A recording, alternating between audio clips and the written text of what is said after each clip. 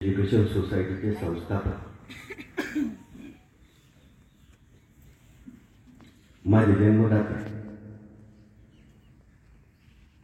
गुरुवारी पाहणे कोळी सर तथा आम्हा सर्वांचे बाबा मातोश्री आई,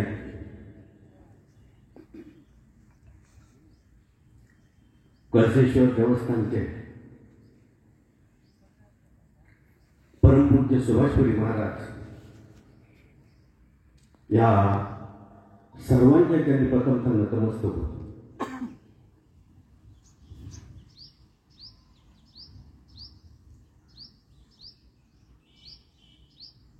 आज बाबांचा 15वा स्मृती त्यानिमित्त व्यासपीठावर उपस्थित आजच्या कार्यक्रमाचे अध्यक्ष आणि ज्यांनी बाबांना जवळून पाहिलं असे योगी केशव बाबा, आजच्या कार्यक्रमाचे व्याख्याते आदरणीय डॉक्टर नीलजी चव्हाण, गावातील सर्व मान्यवर, अगस्ती एज्युकेशन सोसायटीचे सर्व पदाधिकारी, संस्थेतील सर्व शाळांचे आजी माजी मुख्याध्यापक, ग्रामस्थ आणि माझ्या बालमित्रांना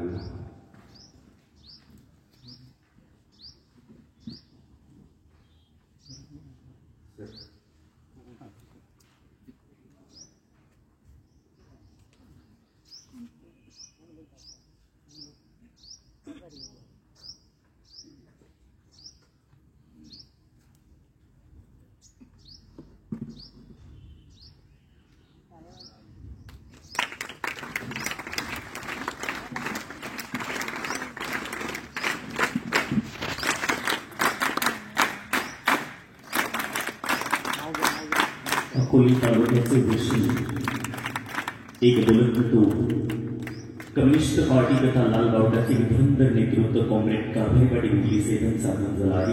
आमच्या प्राणामध्ये आपलं स्वागत. जी माणसं स्वतःसाठी न जगता सर्वांसाठी जगतात, त्याचबरोबर स्वार्थाच्या पाठीमागे न लागता समाजासाठी वेगळं काहीतरी कार्य करतात, कुठल्याही फळाची अपेक्षा न धरता त्यांचं हे कार्य अविरतपणे चालू असतं.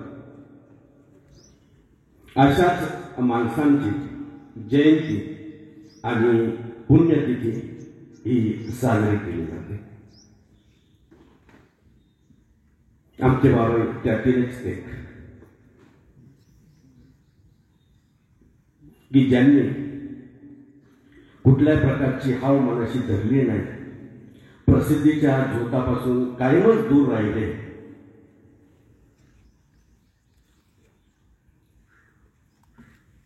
अशा बाबांचा आज 15वा स्मृती दिन.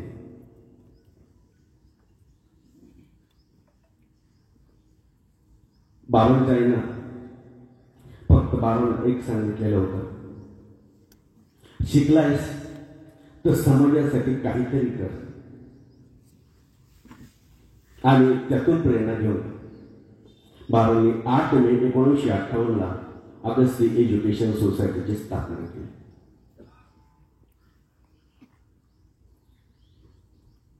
हा जो काही अगस्ती परिवार आहे, हा अगस्ती परिवार त्यांनी आपला मानला, त्याचं पितृत्व स्वीकारलं. जेवढं प्रेम त्यांनी स्वतःच्या मुलांवर केलं नाही, त्यापेक्षाही कितीतरी पटीनं त्यांनी या अगस्ती परिवारातील सर्व सदस्यांवर प्रेम केलं, त्या विद्यार्थ्यांवर प्रेम केलं. हा संस्थेचा प्रपंच करत असताना त्यांनी आपल्या संसाराकडे अजिबात लक्ष दिलं नाही. परंतु बाबांच्या पाठीमागे आईने मात्र हा संसार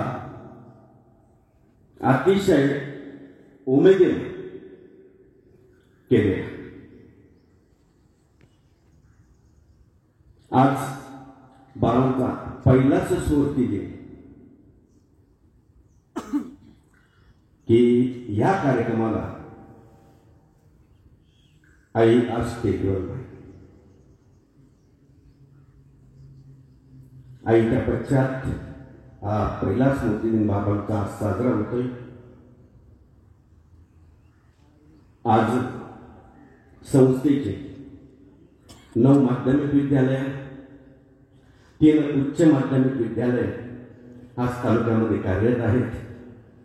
आणि मोठ्या अभिमानानं सांगावं असं वाटतं की एक काळ असा होता की 1966 बाबांनी अगस्ती विद्यालय आणि सह्याद्री विद्यालय चालू केलं. ठरवलं असतं तर त्यावेळेस संपूर्ण तालुक्यामध्ये अगस्ती एज्युकेशन सोसायटीचीच माध्यमिक विद्यालय दिसली असती. पण बाबांना ते करायचं नव्हतं. त्यांना नुसती संख्येनं शाळा वाढवायच्या नव्हत्या, तर गुणवत्तापूर्ण अशा पद्धतीचं शिक्षण त्यांना द्यायचं होतं. माझा तालुका आदिवासी आहे, डोंगराळ आहे. आणि आदिवासी डोंगराळ तालुक्यातील शेतकरी, कष्टकरी, दलित, आदिवासी समाजातील जी काही मुलं आहेत, मोलमजूर करणाऱ्यांची जी काही मुलं आहेत, ही मुलं शिकली पाहिजे, ती पुढे गेली पाहिजे. आणि विशेषतः म्हणजे त्यांचं मुलींकडे कटाक्षानं लक्ष होत की मुलं शिकतील. परंतु या मुली शिकायला पुढे जाणार आणि या हा हेतू समोर ठेवूनच बाबांनी त्या काळामध्ये मर्यादित परंतु अतिशय गुणवत्तापूर्ण अशी विद्यालय चालवली. मोठ्या अभिमानानं सांगावं वाटतं की मार्च 2024च्या परीक्षेमध्ये 10वीच्या जे तालुक्यामध्ये प्रथम पास आलेले विद्यार्थी आहेत हे फक्त अगस्ती आणि अगस्ती एज्युकेशन सोसायटीचेच आहेत. पाठीमागे जर म्हणून पाहिलं तरी प्रत्येक वर्षी अगस्ती विद्यालयाचाच विद्यार्थी हा तालुक्यामध्ये पहिला राहतो. ज्या पद्धतीनं बाबांनी अगस्ती एज्युकेशन सोसायटीची स्थापना केली, त्याच पद्धतीनं अकोले तालुका एज्युकेशनची स्थापना करण्यामध्ये बाबा स्वतः पुढे होते. स्वतःच्या ऑफिसमध्ये या अकोले तालुका एज्युकेशन सोसायटीच्या मिटिंगा होत असत. स्वतःच्या घरामध्ये 100 150 लोक त्या काळामध्ये जेव्हा कॉलेज चालू करायचं तेव्हा स्वतःच्या घरामध्ये या माणसाने जीव घातला. त्या 100 ते 150 लोकांचा स्वयंपाक या माऊलीनं एकटीनं केलेला आहे. जाऊन पाहिलेला आहे. जवळ काही असो नसो परंतु आलेल्याला कधीही भिन्मुख जाऊन गेला नाही.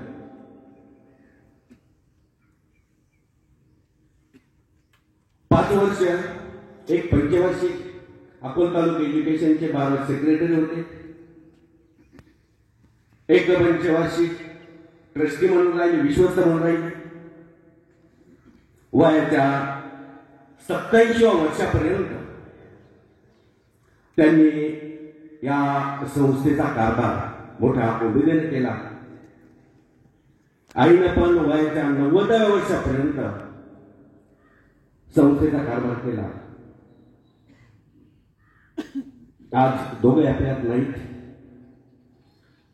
दोघांची आठवण प्रकर्षाने होते. पुनश्च एकदा या दोघांच्याही चरणी नतमस्तक होऊन मी आपली रजा करतो. धन्यवाद.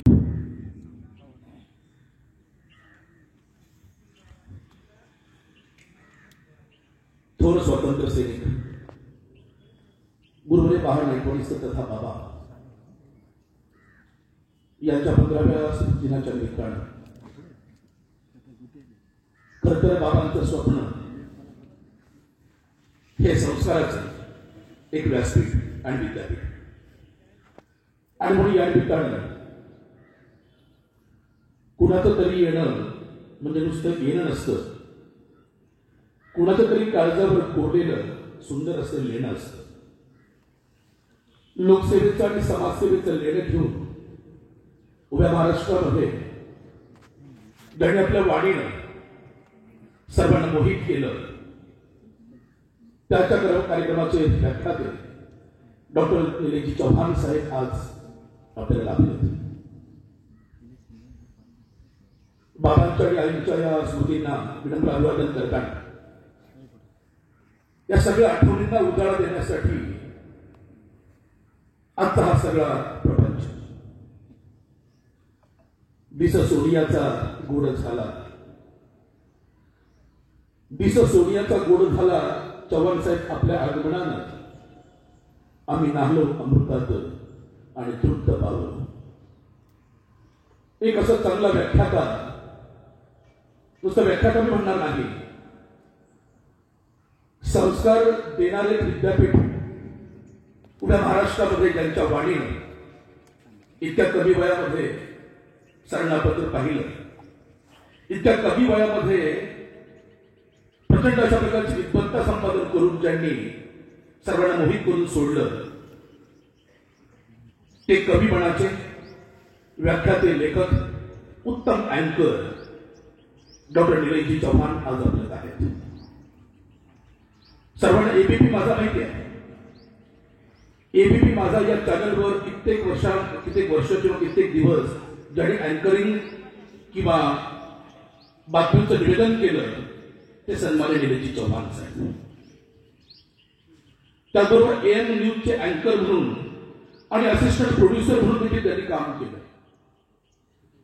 आणखी त्याच्या पराक्रमाचे गोडवे काय गायचे शब्दात करणं शक्य नाही, मग वापरायला शक्य नाही.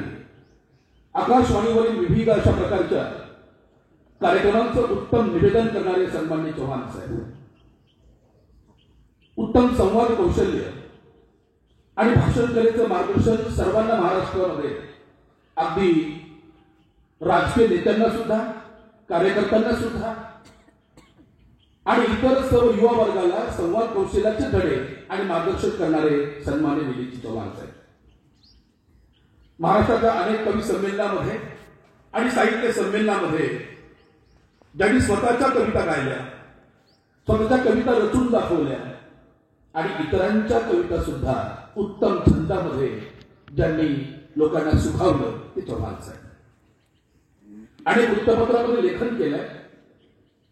आणि सगळ्यात मित्रांनो, तुम्ही सर्व आता सोशल मीडियाचे खूप बघतात, बरोबर आहे. व्हॉइस ओव्हर अशा प्रकारचं आर्टिस्ट म्हणून काम त्यांनी केलं. अनेक कार्टून्सला, कार्टून नाही सर्वांना तुमचं आवडत आहे, अनेक कार्टूनचा त्यांनी स्वतःचा आवाज पण दिलेला आहे. त्याबरोबर काव्यधारा हा कार्यक्रम उभ्या महाराष्ट्रामध्ये त्यांनी तो गाजवला, यशस्वी केला. आणि त्याबरोबर इनसाइट रिसर्च या जनमत चाचणीचे ते सह संस्थापक आहेत. आणि त्या बहुआयामी असा विद्वत्ता असणारा आज एक व्याख्याता आणि आपल्याचा माणूस, माणसाचा माणूस, मी त्यांना सर्जनशील माणूस असं म्हणेल, आज आपल्याला लाभला. आणि म्हणून टाळ्यांच्या गजरामध्ये आदरणीय निलेशजी चव्हाण साहेब यांचं आपण मनापूर्वक स्वागत करायचं आहे. आणि या निमित्तानं आदरणीय निलेशजी चव्हाण साहेब यांचा या ठिकाणी सन्मान होतोय. आपल्या संस्थेचे कार्याध्यक्ष आदरणीय संदीपजी नायकवाडी सर यांना विनंती करतो की आपण सन्माननीय डॉक्टर निलेशजी चव्हाण साहेब यांचा यथोचित सन्मान करावा. विद्वत्तेचा महामेरू डॉक्टर निलेशजी चव्हाण साहेब यांचा सन्मान संस्थेच्या वतीने या निमित्तानं होतोय.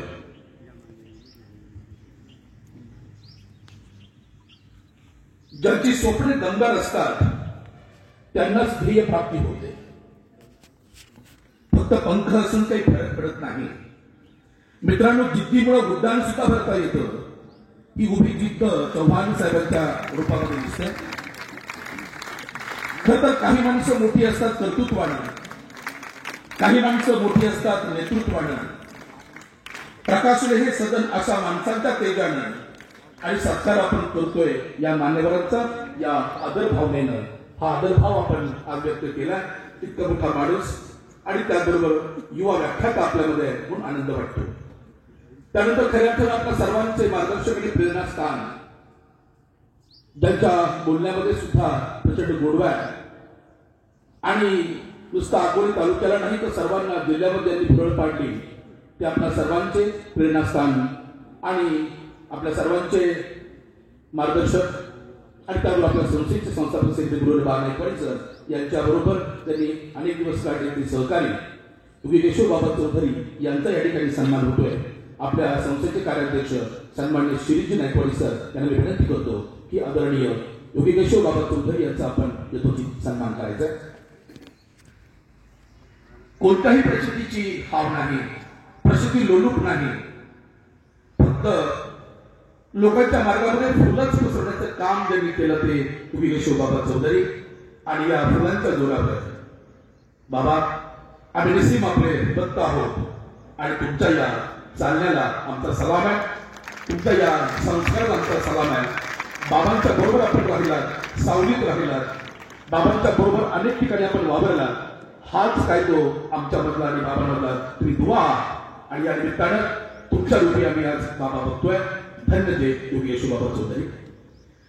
या निमित्तानं आपल्या संस्थेच्या सेक्रेटरी आदरणीय सौ शैलजा पोतकर मॅडम यांच्या ठिकाणी सन्मान होतोय.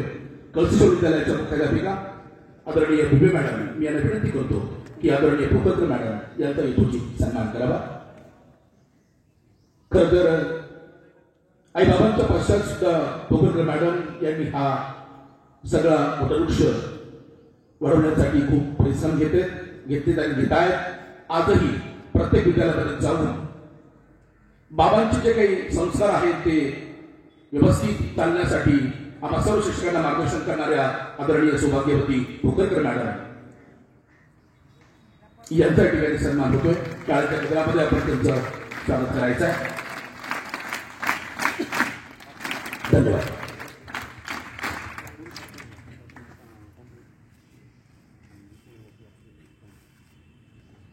या ठिकाणी या तालुक्याचं भूषण आणि खऱ्या अर्थानं कम्युनिस्ट चळवळीमध्ये ज्यांनी स्वतःला झोकून दिलं, कोणत्याही मोहाला कधीच बळी पडले नाही, ते आमचे आदर्शवत आणि श्रद्धास्थान कॉम्रेड कारभारी मुंगले पाटील यांच्या ठिकाणी सन्मान होतोय. मी संस्थेचे कार्याध्यक्ष सतीश नाईकवाडी सर यांना विनंती करतो की आपण कॉम्रेड मुंगले साहेब यांचा यथोचित सन्मान करावा.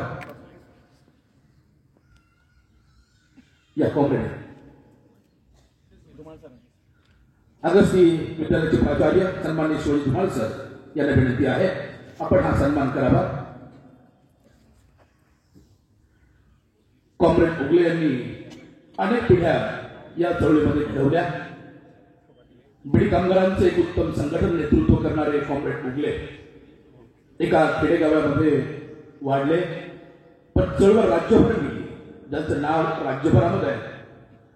एक लौकिक असा म्हणजे साजेसं असं हे व्यक्तिमत्व, बोलण्यामध्ये कठोरपणा आणि कणखरपणा, न वाकणारं न झुकणारं असं हे व्यक्तिमत्व. कॉम्रेड आपल्या कर्तृत्वाला मी सलाम करतोय. त्याचबरोबर या गावचे सुपुत्र आणि ज्यांनी शिक्षणाचा वसा हाती घेऊन अनेक पिढ्या घडवल्या आणि या संस्थेवर नितांत प्रेम करणारे या गावचे सुपुत्र सन्माननीय सोनेबापू वागचोळे गुरुजी यांचाही सन्मान या ठिकाणी होतोय. मी त्याला विनंती करतो आपण कृपया गुरुजी पुढे यावं.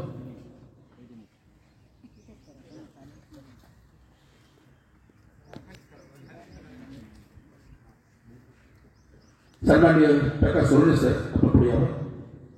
आदरणीय गुरुजींचा आपण यथोचित सन्मान करावा. या वयात सुद्धा गुरुजी सातत्याने फिरतायत आणि माहिती घेऊन शिक्षणाच्यासाठी धडपडतायत. काँग्रेस पक्षाचं काम सुद्धा नेटाने करतायत.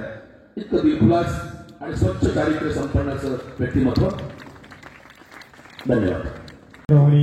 छावा वॉरियर्स गर्ल्स या संघटनेचे अध्यक्ष आमचे मित्र माननीय राहुलजी वागचौरे हेही या ठिकाणी उपस्थित आहेत. त्यांचे मी संयोजकांच्या वतीने सरचे स्वागत करतो. माननीय श्री सोनवणे साहेब स्टेट बँक ऑफ इंडिया, माननीय श्री शांतारामजी वागचौरे माजी संचालक विविध कार्यकारी सोसायटी कळस बुद्रुक, त्याचप्रमाणे आमचे मार्गदर्शक विवेकजी शिंदे हेही या ठिकाणी उपस्थित राहिले. सर्वांचं मी पुनश्च एकदा सहर्ष स्वागत.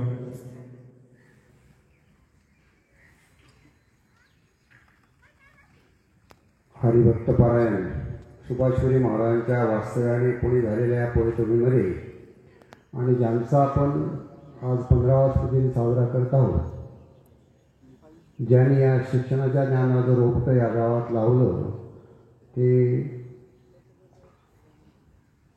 नाईकवाडी बाबा. या कार्यक्रमासाठी ज्यांचं व्याख्यान आयोजित केलेलं आहे असे महाराष्ट्राला परिचित असलेलं नेतृत्व, आपण ज्यांचे विचार ऐकण्यासाठी उत्कंठावर्धक सर्वजण बसलेलो आहात. मी तर दरवर्षी या कार्यक्रमाचा अध्यक्ष आहे. ते असल्यानंतर प्रथमतः मी थोडा अर्धा तास लेट आलो, त्याच्याबद्दल मी आपली सर्वांची क्षमा मागतो. कारण मला वेळेत जायची सवय आहे, वेळेत आटपायची सवय आहे, परंतु आज ट्रॅफिकमुळे थोडा विलंब लागला. या कार्यक्रमासाठी मुद्दाम उपस्थित असलेले कॉम्रेड कारभारी उगले, तसंच वयोवृद्ध आदरणीय या गावचं भूषण सोन्याबापू गुरुजी, तसेच ग्रामपंचायतीचे पदाधिकारी, सोसायटीचे पदाधिकारी आणि या संस्थेच्या सर्व विद्यालयाचे आजी प्राध्यापक, प्राचार्य, त्याचे माजी प्राचार्य, माजी शिक्षक आणि मातृशक्ती आणि तुम्ही विद्यार्थी म्हणून. मी जास्त काही बोलणार नाही, कारण दरवर्षी तेच काय बोलायचं हा प्रश्न पुढं असतो. परंतु बाबांचा स्वभाव, जे आम्ही दुपारी 12 वाजेपर्यंत बसायचो त्या वाळूंच्या, शंकरराव वाळूंच्या दुकानामध्ये 4-5 जण असायचे.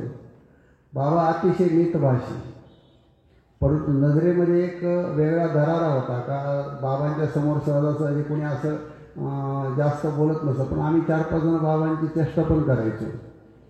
परंतु बाबांनी आपल्या संस्थेचा फार मोठा वृक्ष न करता जे काही मर्यादित स्वरूपात संस्था चालवल्या, नाईकवाडी सरांनी सांगितलं होतं का आपल्या ते 5 विद्यार्थी पहिलेले, दरवर्षी आदर्श विद्यार्थी पहिलं, ही फार मोठी देणगी आहे. आपली हीच उद्याची भारताचं भावी भविष्य घडवणारे पिढ्या आहे. आणि या पिढ्यांना विशेषतः म्हणजे इथल्या सगळ्या शिक्षक वर्ग आणि शिक्षिका असतील, तुम्ही जे तनमनाने, मी काही शाळेत सहसा येत नाही, परंतु लांबून पाहतो, एखाद्या मुलाला कधी कधी विचारतो काय शिकवलं तुला आज, आपल्या जिल्हे किती आहेत, तालुके किती आहेत, तर छोट्या छोट्या गोष्टी त्याच्यावरून कळतं का शिक्षक खरोखर मनापासून विद्यार्थ्यांचं शिक्षण आहे. आणि त्याचं प्रतीक म्हणून हे विद्यार्थी आपले बक्षीस क्रमांक पटकावतात. बाबांनी आपल्याला आदर्श असा ठेवलेला आहे, भ्रष्टाचार करायचा नाही कुठल्याही प्रकारचा. शिक्षणात भ्रष्टाचार नसतो पण करता येतो ठरवलं तर. विशेषतः म्हणजे बाबांनी सर, आमच्या बाबांनी जेवढी लावलेले कुठलंही असं वशिला नाही, कुठल्याही 2 रुपयाचं त्याच्याकडून काही आता आपल्या संस्थेला काहीतरी देईल अशा प्रतिकूल परिस्थितीमध्ये संस्था चालवली. पण सर्व स्टॉक त्यांच्या बुद्धीला पटला. हा शिक्षक आहे, याला लगेच सिलेक्शन, हा शिक्षक आहे, शिक्षक आहे, सिलेक्शन. म्हणजे असं कोणाच्या वशिल्यावरती किंवा कोणी शिफारस केली म्हणून त्या शिफारस केलेलं काम बाबा करतच नव्हते.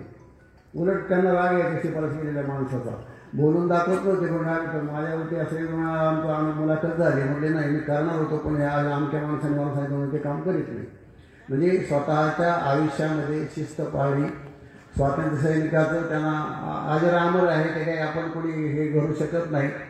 त्याच्यामध्ये सुद्धा देशाप्रती जी भक्ती होती त्यांची, देशाप्रती जे कार्य होतं त्यांचं, ते अतिशय वाखाणण्यासारखं त्या काळामध्ये. आणि विशेषतः म्हणजे प्रत्येक वेळेला अकोले तालुक्याचा आपण उल्लेख होतो, डोंगराळ तालुका, आदिवासी तालुका, पण या आदिवासी तालुक्याला सुजलाम सुफलाम बनवण्यासाठी बाबांचा ह्या विद्यार्थ्याच्या हातातून शिक्षणाची सोय झाली पाहिजे. जसं बार्शीला मी मागे बोललो होतो, मामा जगदाळे कुटुंब होतं, जगदाळेंची संस्था माहीत असं, मामा जगदाळे होते, मोहोळला जगताप होते, कर्जतला आपल्या नगर जिल्ह्यामध्ये भोसले सर होते. ह्या सगळ्या लोकांनी शिक्षणासाठी जे केलं, परंतु ह्या आपला दुर्गम भाग असल्यामुळे इकडे कोणी यायला तयार नव्हतं आणि कोणाची दृष्टी पण इकडे पडली नाही. ती बाबांनी आपली दृष्टी इथं ठेवली. मुंबई शहर सोडून आपल्या इकडे आले. आपल्या मुलाबाळांना पण त्यांनी त्याच्यामध्ये सरांनी सांगितल्याप्रमाणे त्यांची 3 मुलं अतिशय सुस्थितीत आहेत. कन्या ज्या आहेत शैलजा पोखरकर त्या पण व्यवस्थित आहेत. आपण सर्वजण या कार्यक्रमामध्ये ज्यांच्या व्याख्यानासाठी उत्कंठावर बसलेलो आहोत त्यांच्या व्याख्यानाला सुरुवात करण्यासाठी मी माझे 2 शब्द थोडक्यात संपवलेले आहेत. जास्त काही बोलण्याची आवश्यकता नाही. जे कोणी नजर चुकीने या गावच्या कोणाजवळ नामोल्लेख वगैरे राहिला असेल तर त्यांच्याकडून एखाद्या चूक घडू शकते उशिरा येताना लवकर येणार. विशेषतः म्हणजे मला वाटतं उगले पाटील आज पहिल्यांदाच आले आपल्या या कार्यक्रमाला, पण आले त्यांनाही परत अजून त्यांना धन्यवाद देतो. आणि आपणही आता कार्यक्रम संपेपर्यंत बसून राहावं अशी त्यांना विनंती करतो आणि माझे 2 शब्द संपवतो. ओम शांती शांती शांती. धन्यवाद महाराज. वारी चालली आनंदी पायामध्ये आहे जोर, उभी तुळस डोईला आणि कडेवरी पोर. विठू तुझ्या वेड्याने की हवी तुळस घेऊन तूच सांगणारे विठू शक्ती इतरी कुठून. कसा चालला म्हातारा विठू तुझे नाम घेत, कशी घराची याला नाही आठवण येत. झाली तरुणी म्हातार शिकणारी अंगीकार नसावं, शिव छत्रपतींच्या विचारांचं पारायण व्हावं हे सांगण्यासाठी खानदेशातील एक रत्न जन्माला आलं. शिक्षण आणि करिअर मराठवाड्यात छत्रपती संभाजीनगर पूर्ण करून एक उत्कृष्ट निवेदक, प्रगल्भ कवी, साहित्यिक, वार्ताहर ते एक व्याख्याता. छत्रपती संभाजीनगरमधून पुण्यश्लोक कर्मयोगिनी अहिल्याबाईंचं नामविधान धारण केलेल्या अहिल्यानगरीतील अकोले अगस्तीच्या पावलपंभूंनी कळस या कार्यक्षेत्रामध्ये राधा आणि कृष्णाची प्रेमलीला प्रतिबिंबित करण्यासाठी, पांडुरंग परमेश्वर विठूचं पसायदान गाण्यासाठी आणि शिव छत्रपतींचं जागर करण्यासाठी मी निमंत्रित करतो डॉक्टर निलेश चव्हाण सर. शिव व्याख्याते एकदा जोरदार तालीमध्ये सरांची कौतुक करूया.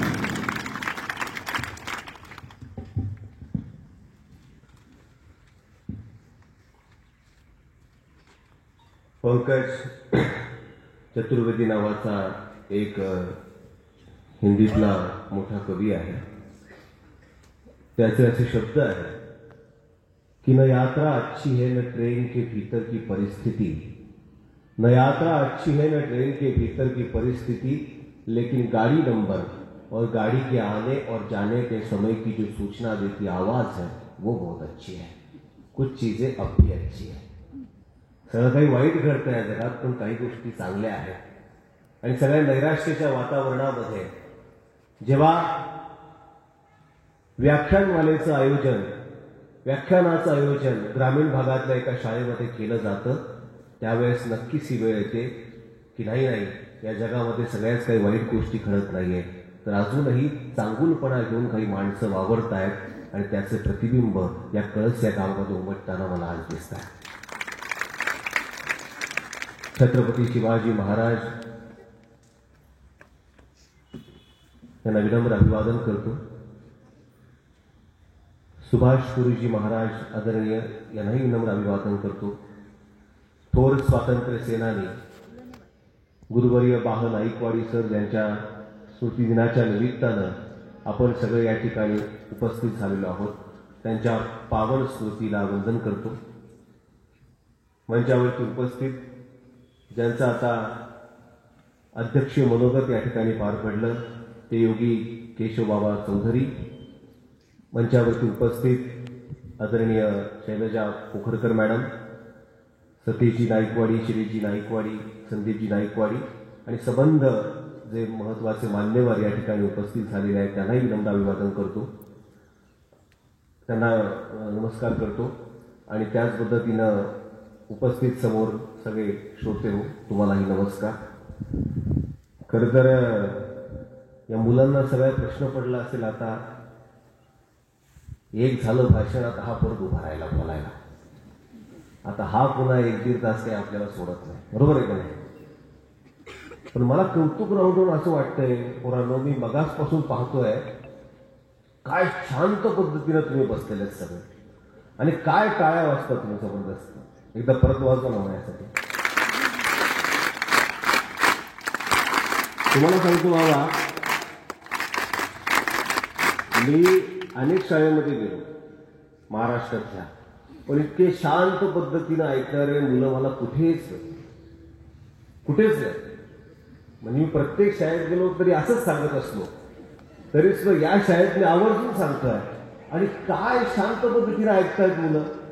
म्हणजे त्या कोकणामध्ये पेटीत आंबे घालून निर्यात करतात की बघा आमच्याकडचे आंबे असे आहेत. मला वाटतं या अगस्ती एज्युकेशन सोसायटीच्या कळसेश्वर विद्यालयाची ही मुलं अशी निर्यात केले पाहिजे आणि शाळेत सांगितलं पाहिजे वेगवेगळ्या पोरांना की बघा भाषण असं ऐकलं जातं. भले आम्हाला कळो न कळो पण शांत पद्धतीनं ऐकायचं असतं. बरोबर आहे की नाही. मी याच्यासाठी सांगतो आहे की पुढे जे काही मी बोलणार आहे ते तुम्हाला कळो अथवा न कळो व्यवस्थित पद्धतीने ऐकायचं. बरोबर आहे की नाही.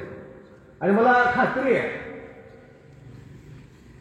मुलांना संस्कारित करण्याचं व्याख्यानमाला आयोजित करण्याचं मला वाटतं हेच जे वय आहे की ते विचार स्वतःमध्ये आत्मसात करू शकतं. आज 80, 90, 70, 80 वर्षाच्या लोकांना छत्रपतींच्या कार्याबद्दल पसायदानाबद्दल सांगून उपयोग काय आहे. ते त्याची अंमलबजावणी करू शकत नाही.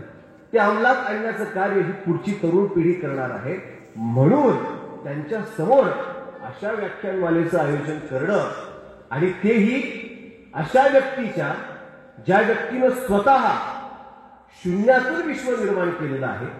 हाती काहीही नसताना संस्था उभी करणं. मला वाटतं शिवचरित्रातून काय घ्यायचं म्हणजे काय घ्यायचं. आम्ही नेहमी सांगतो की शिवरायांनी ढाल तलवारीच्या पलीकडे आता पाहिलं पाहिजे. शिवरायांनी जे सांगितलं आता काही युद्ध करायला आपल्याला जायचं नाहीये. पण शिवरायांनी काय केलं तर एक संस्थात्मक उभारणीचं काम केलं. तसंच एक संस्था उभारणीचं काम करणं. मला वाटतं ज्ञानाचा अंधकार झालेल्या जगामध्ये ज्ञानाचा उजेड पाडण्याचं काम ज्यांनी केलं आणि अगस्ती एज्युकेशन सोसायटीची स्थापना केली मला वाटतं तेच अंधारावरती दिवा लावण्याचं काम आहे. मुंबईला होते पण काट्या कुट्याचा तुडवीत रस्ता गावाकडे चल माझ्या दोस्ता अशी गावाकडची हाक ऐकली. आणि माझ्या परिसरातल्या मुलांना सुद्धा चांगलं शिक्षण मिळालं पाहिजे. दर्जेदार शिक्षण मिळालं पाहिजे. ही जी मुलं आज आहे या ठिकाणी उपस्थित त्यांचं सुद्धा मन संस्कारित झालं पाहिजे. हे बीज जर आपण जर चांगलं पेरलं तर चांगलं या मातीतून उगवणार आहे.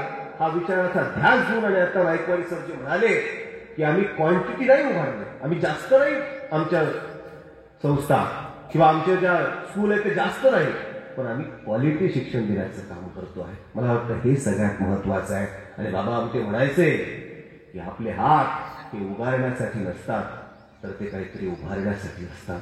मला वाटतं हे संस्था उभारण्याचं काम वेगवेगळे नायकवाडी सरांनी करून दाखवलं आणि तोच तर संस्कार आहे. तोच तर विचार या मातीतून पुढे घेऊन जायचा आहे आणि तेच आपल्याला करायचं आहे. आणि त्या निमित्तानं ही जी महत्वाची गेल्या 15 वर्षांपासून जी सुरू असलेली महत्वाची व्याख्यान परंपरा आहे त्या परंपरेचा पाईक होण्याचं भाग्य मला या निमित्तानं मिळालं. यासाठी मी स्वतःला भाग्यशाली समजतो. आणि अकोले तालुक्यातल्या या अशा ग्रामीण भागामध्ये येऊन विद्यार्थ्यांशी पालकांशी शिक्षकांशी संवाद साधण्याची संधी मला मिळते आहे. आणि तुमचं माझं सर्वांचं श्रद्धास्थान छत्रपती शिवाजी महाराजांबद्दल जे माझ्या बुद्धीला ज्ञात आहे त्याबद्दल थोडं बोलण्याची संधी मला मिळते. त्याबद्दल मी पुन्हा एकदा संस्थेचे आभार व्यक्त करतो. मित्रहो काय जमाना आलाय बघा.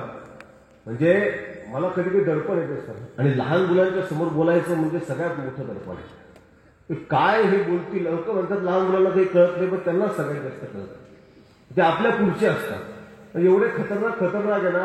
आणि सगळ्यात महत्वाची गोष्ट म्हणजे आमच्याकडे एक शाळा आहे. तुमची शाळा पाहून मी सांगतोय किती व्यवस्थित पद्धतशीर शिस्तबद्ध शाळा आहे. आमच्या तिकडे एक शाळा आहे. शाळेमध्ये शाळा तपासलेला एक शिक्षक आले. त्याला उठवलं पोराला म्हणे सर शिक्षकाला म्हटले म्हणे तुमच्या शाळेतला गणितातला हुशार विद्यार्थी सांगा म्हणे. ते हुशार विद्यार्थी गणितातला उठ रे म्हणे गण्या. गण्या उठला. हा हुशार विद्यार्थी का म्हणे. हो हा हुशार विद्यार्थी म्हणे. सांग म्हणे 7 किती. गण्या म्हणे 56.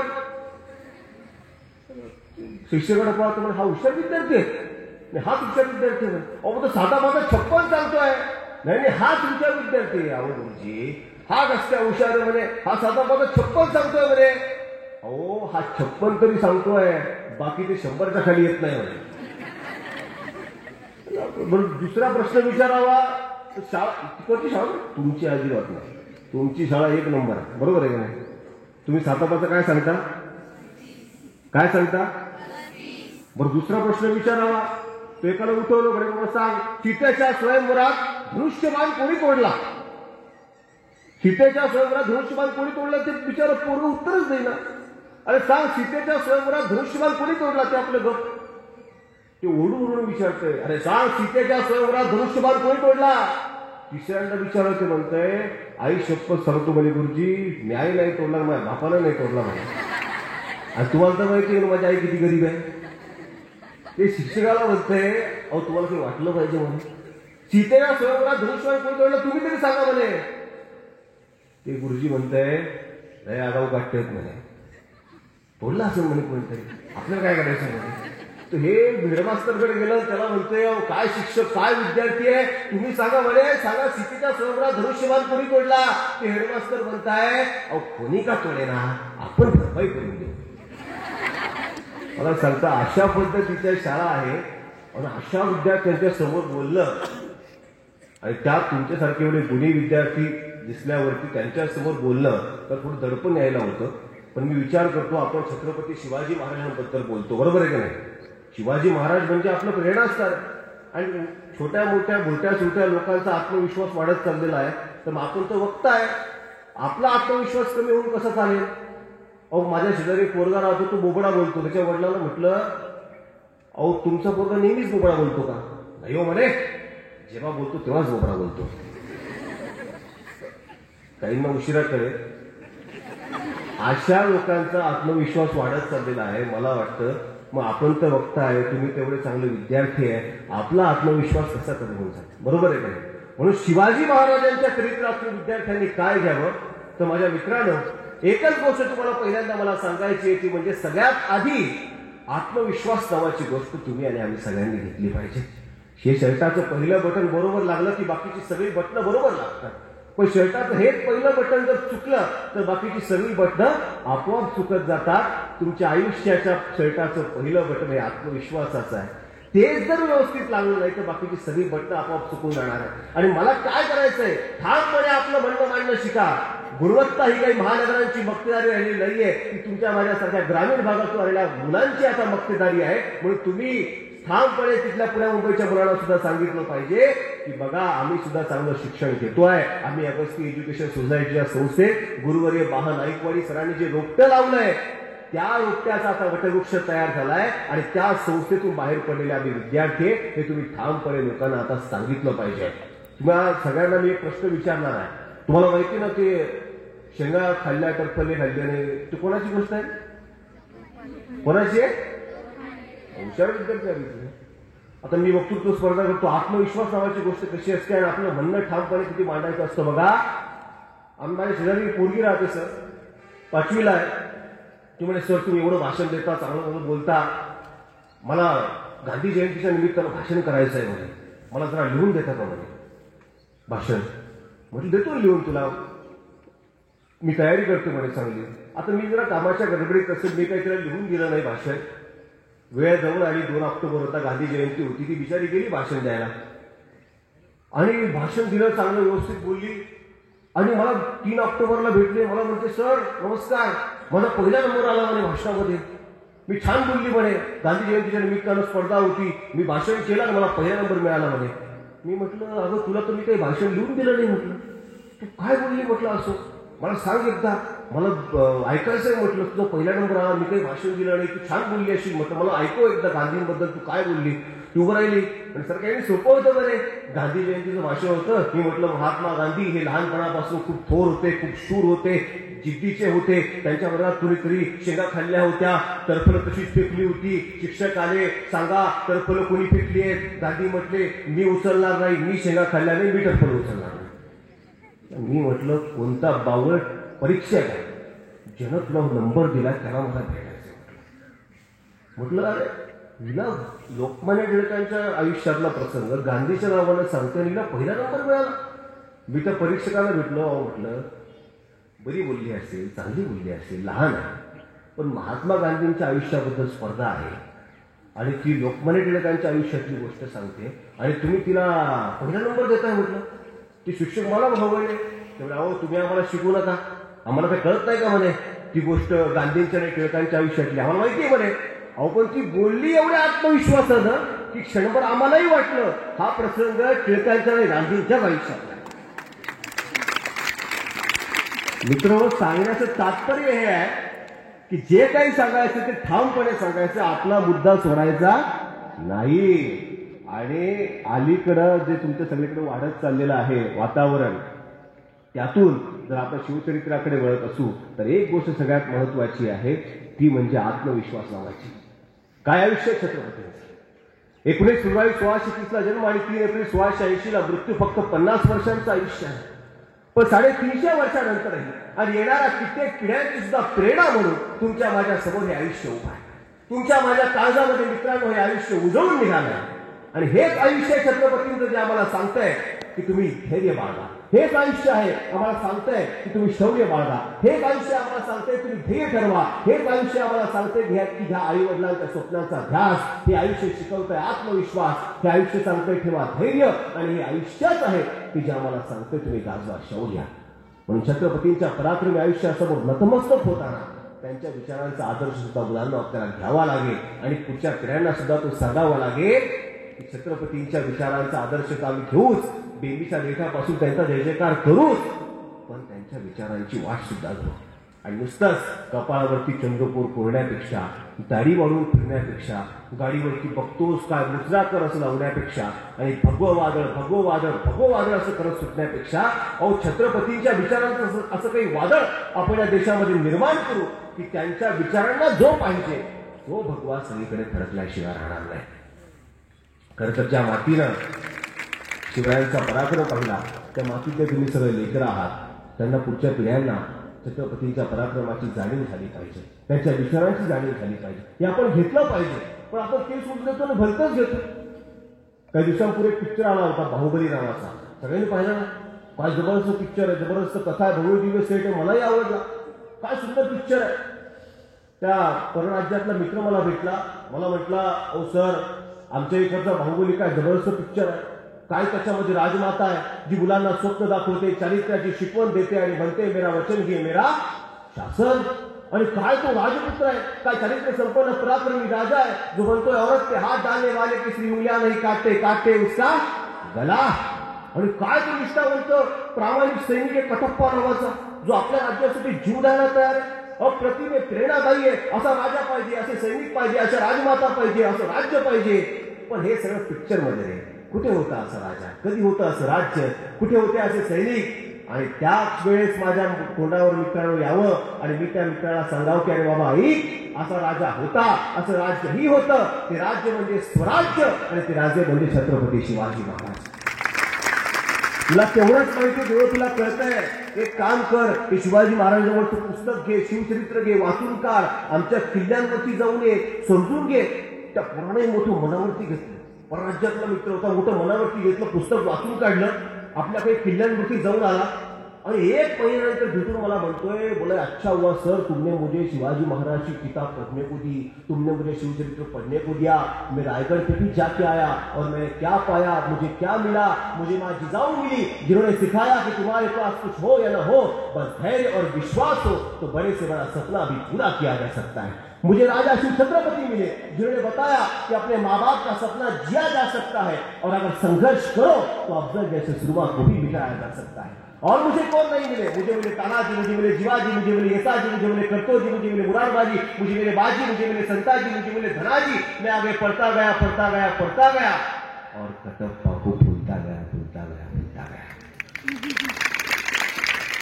आम्ही आमचा इतिहास म्हणून अभ्यासला पाहिजे आणि लोकांना सुद्धा तेवढ्याच ताकदीनं माझ्या मित्रांनो सांगितलं पाहिजे की काल्पनिक आणि खोट्या हिरोंचा आदर्श कशाला, तर छत्रपतींचा आदर्श आपल्या डोळ्यासमोर आहे. छत्रपतींचा इतिहास माझ्या मित्रांनो विद्यार्थ्यांनो आपल्या डोळ्यासमोर आहे आणि आमचे आदर्श वेगळेच आहे. बाहुबली आहे, पलीकडे माझा जो सैराट पिक्चर आला होता, बुरशा पोराला सुद्धा स्पर्श झाल्यासारखं वाटायचं. बरोबर आहे ना. आणि ज्या मुलीला विचारत नव्हती माणसं घरची, ती म्हणायची मी आहे आरची. बरोबर आहे. आता पुष्पा नावाचा पिक्चर आलाय, तर बाबा तुम्हाला सांगतो ते पुष्पा पिक्चर मध्ये डायलॉग आहे झुकेगा नाही साला. बरोबर आहे ना. अख्ख्या पिक्चर मध्ये तो झुकून चालतो आणि डायलॉग आहे झुकेगा नाही साला. बरोबर आहे का. अशा पद्धतीचे जर पिक्चर असतील तर माझ्या मित्रांनो तुम्हाला सांगितलं पाहिजे की 4थीच्या पुस्तकापर्यंत फक्त मर्यादित न ठेवता जास्तीत जास्त हा इतिहास तुम्हाला शिकवावा लागेल, सांगावा लागेल. सगळ्या शिक्षकांना सुद्धा माझी विनंती आहे. परदेशातल्या विद्यापीठांमध्ये तर शिवाजी महाराजांच्या व्यवस्थापनाबद्दल, मॅनेजमेंटबद्दल चर्चा केली जात असेल तर तुमची आणि माझी जबाबदारी निश्चित मोठी आहे ना. म्हणून ICSE पॅटर्न असू द्या, CBSE पॅटर्न असू द्या, महाराष्ट्राचं बोर्ड असू द्या, KG to PG पर्यंत शिवचरित्राबद्दल आम्हाला सांगावं लागेल आणि पोरांना शिकवावं लागेल. मला राहून राहून प्रश्न पडतो. आज ही सगळी 8वी ते 10वीची मुलं माझ्यासमोर उपस्थित आहेत, अनेकांची पालक या ठिकाणी उपस्थित आहे. मी तरुण पिढीचा प्रतिनिधी म्हणून आज तुमच्यासमोर बोलत आहे. काय छोट्या छोट्या कारणांसाठी आम्ही आत्महत्या करतो, नैराश्याच्या भावनेत जातो. छोट्या छोट्या कारणांसाठी कालभरवाची घटना आहे सांगलीमधली. 8वीच्या मुलाला आईनं मोबाईल दिला नाही म्हणून पोरांना आत्महत्या करावी, मोबाईलसाठी आत्महत्या.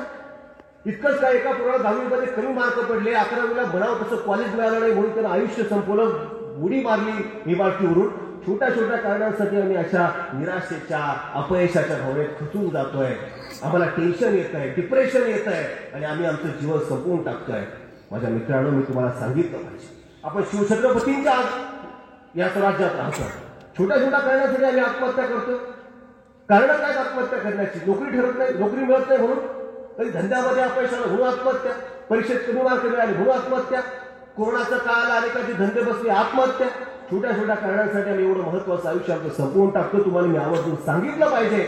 उतार वय झालेलं होतं, जिजाऊंचं वयस्कर होत्या, सिटी जवळचा मोठा वेढा पडला, छत्रपती अडकलेले आहेत, निघता येत होतं त्या वेड्यातून, अवघड झालं होतं, महाराज अडकलेले होते आणि त्यांच्या मातोश्री आई जिजाऊ पाहतायत, थकलेल्या आहेत, उतार वय आहे. तर तुम्ही सगळे पोरं, उद्याची पिढी डिप्रेशनच्या गोष्टी करताना तुम्हाला सांगितलं पाहिजे, अरे उतार वया सुद्धा हातात तलवार घेत घोड्यावरती बसणाऱ्या आणि माझं लेकरू तिकडे पन्हाळ गडावरती अडकून पडलाय, आत्ता जाते त्या सिद्धाचं मुलकं घेऊन येते असं ललकारणाऱ्या आई जिजाऊच्या लेखी डिप्रेशनच्या गोष्टी करताय. जीवापाळ प्रेम असलेले 23 किल्ले माझ्या मित्रांनो औरंगजेबाला देऊन पुन्हा जितीने ते किल्ले परत मिळवणाऱ्या आणि स्वतःला आलमगीर समजणाऱ्या त्या औरंगजेबाच्या दरबारात जाऊन त्याचा अहंकार काढणाऱ्या छत्रपतींची ही पोरं डिप्रेशनच्या गोष्टी करतात. अवघ्या 32व्या वर्षी ज्या संभाजीनगरमधून मी आलोय, अवघ्या 32व्या वर्षी शरीराच्या प्रत्येक भागावरती असंख्य घाव खेळणाऱ्या, मृत्यू समोर दिसणाऱ्या आणि तरी शरण जाणाऱ्या शिवपुत्र शंभूराजांचा आदर्श ज्या या पिढीसमोर आहे, ती पिढी डिप्रेशनच्या गोष्टी करते.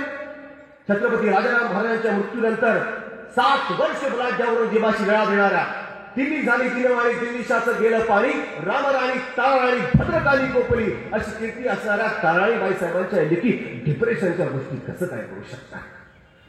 असं होत असेल तर याचा अर्थ शिवचरित्राचा ध्यास आम्ही घेतला नाही म्हणून आमच्यात विश्वास निर्माण झाला नाही. त्याकरता शिवाजी महाराजांच्या विचारांचा जागर आहे माझ्या मित्रांनो. त्याकरता छत्रपती शिवाजी महाराजांबद्दल आपल्याला समजून घ्यावं लागेल, त्यातलं अक्षर अक्षर मनामध्ये गिरवावं लागेल. छत्रपतींनी आपल्याला काय दिलं? तुम्हाला आणि मला सगळ्यात महत्वाची गोष्ट दिली ते म्हणजे स्वप्न दिलं. एक स्वप्न उराशी बाळगून जेव्हा एक माणूस उभा राहतो तेव्हा काय काय घडू शकतं. एक स्वप्न तर असेल ना नाईकवाडी सरांच्या मनामध्ये की माझ्या गावाकडे मला संस्था उभी करायची, स्वप्न असतं. त्या स्वप्नाला आकार द्यायचा असतो, ते स्वप्न पुढे घेऊन जायचं असतं आणि ही ताकद आपल्यामध्ये यावी लागते. अरे तुमच्या एवढंच वय असेल 10वी 12वी, 10 वर्ष 12 वर्ष, किती 12 वर्षाचे होते छत्रपती आणि शहाजी महाराज राजांनी बंगळूरून निघताना काय सांगितलंय, काय दिलंय 12 वर्षाचे, काय दिलं? एक ध्वज दिला आणि मुद्रा दिली. काय दिलंय त्या मुद्रेवरती? प्रतिपष्टंग रेखे व वर्धिष्णु विश्ववंदिता शास्त्रो शिवस्येषा मुद्रा भद्राय राजते. काय स्वप्न आहे, काय मोठं स्वप्न दिलं की प्रतिपदेच्या चंद्राप्रमाणे हे राज्य वाढत राहिलं पाहिजे आणि एक दिवस विश्वाला वंदनीय होईल असं स्वराज्य तुम्ही निर्माण करा, तुम्हाला करावंच लागेल. होईल का, जमेल का, होईल का असं नाही सांगितलं, करावंच लागेल हे स्वप्न दिलंय. 12व्या वर्षी पूर्व कुठे गेलं तर आई आपल्या मुलाला काय देते? सगळ्यात आधी जेवणाचा डबा. बरोबर आहे, जेवणाचा डबा देते आणि सांगते एसटीत बस, एसटीत बसशील तर मधल्या सीटवर बस.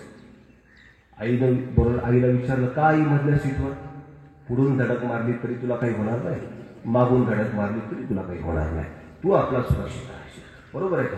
12व्या वर्षी शिवाजी जन्मावा पण दुसऱ्याच्या घरात हे आम्ही सांगत आलो की ही संस्कृती, हे आम्ही तुम्हाला सांग आता शिकवण्याची गरज आहे की 12 वर्ष छत्रपतींना काय सांगितलंय, तुला एक स्वराज्य निर्माण करायचं हे स्वप्न बघ, मोठं स्वप्न सांगितलंय. आणि माझ्या मित्रांनो हेच ते वय आहे, तुमचं जे वय आहे, लहान वयात आम्ही सुरुवात केली तरच मोठं काहीतरी आयुष्यामध्ये करता येतं आणि वारंवार सांगतो. आणि शिवाजी महाराजांचं चरित्र असेल, थोर महापुरुषांचं चरित्र असेल ते सांगितलं पाहिजे, तर या पिढीपुढे सांगितलं पाहिजे.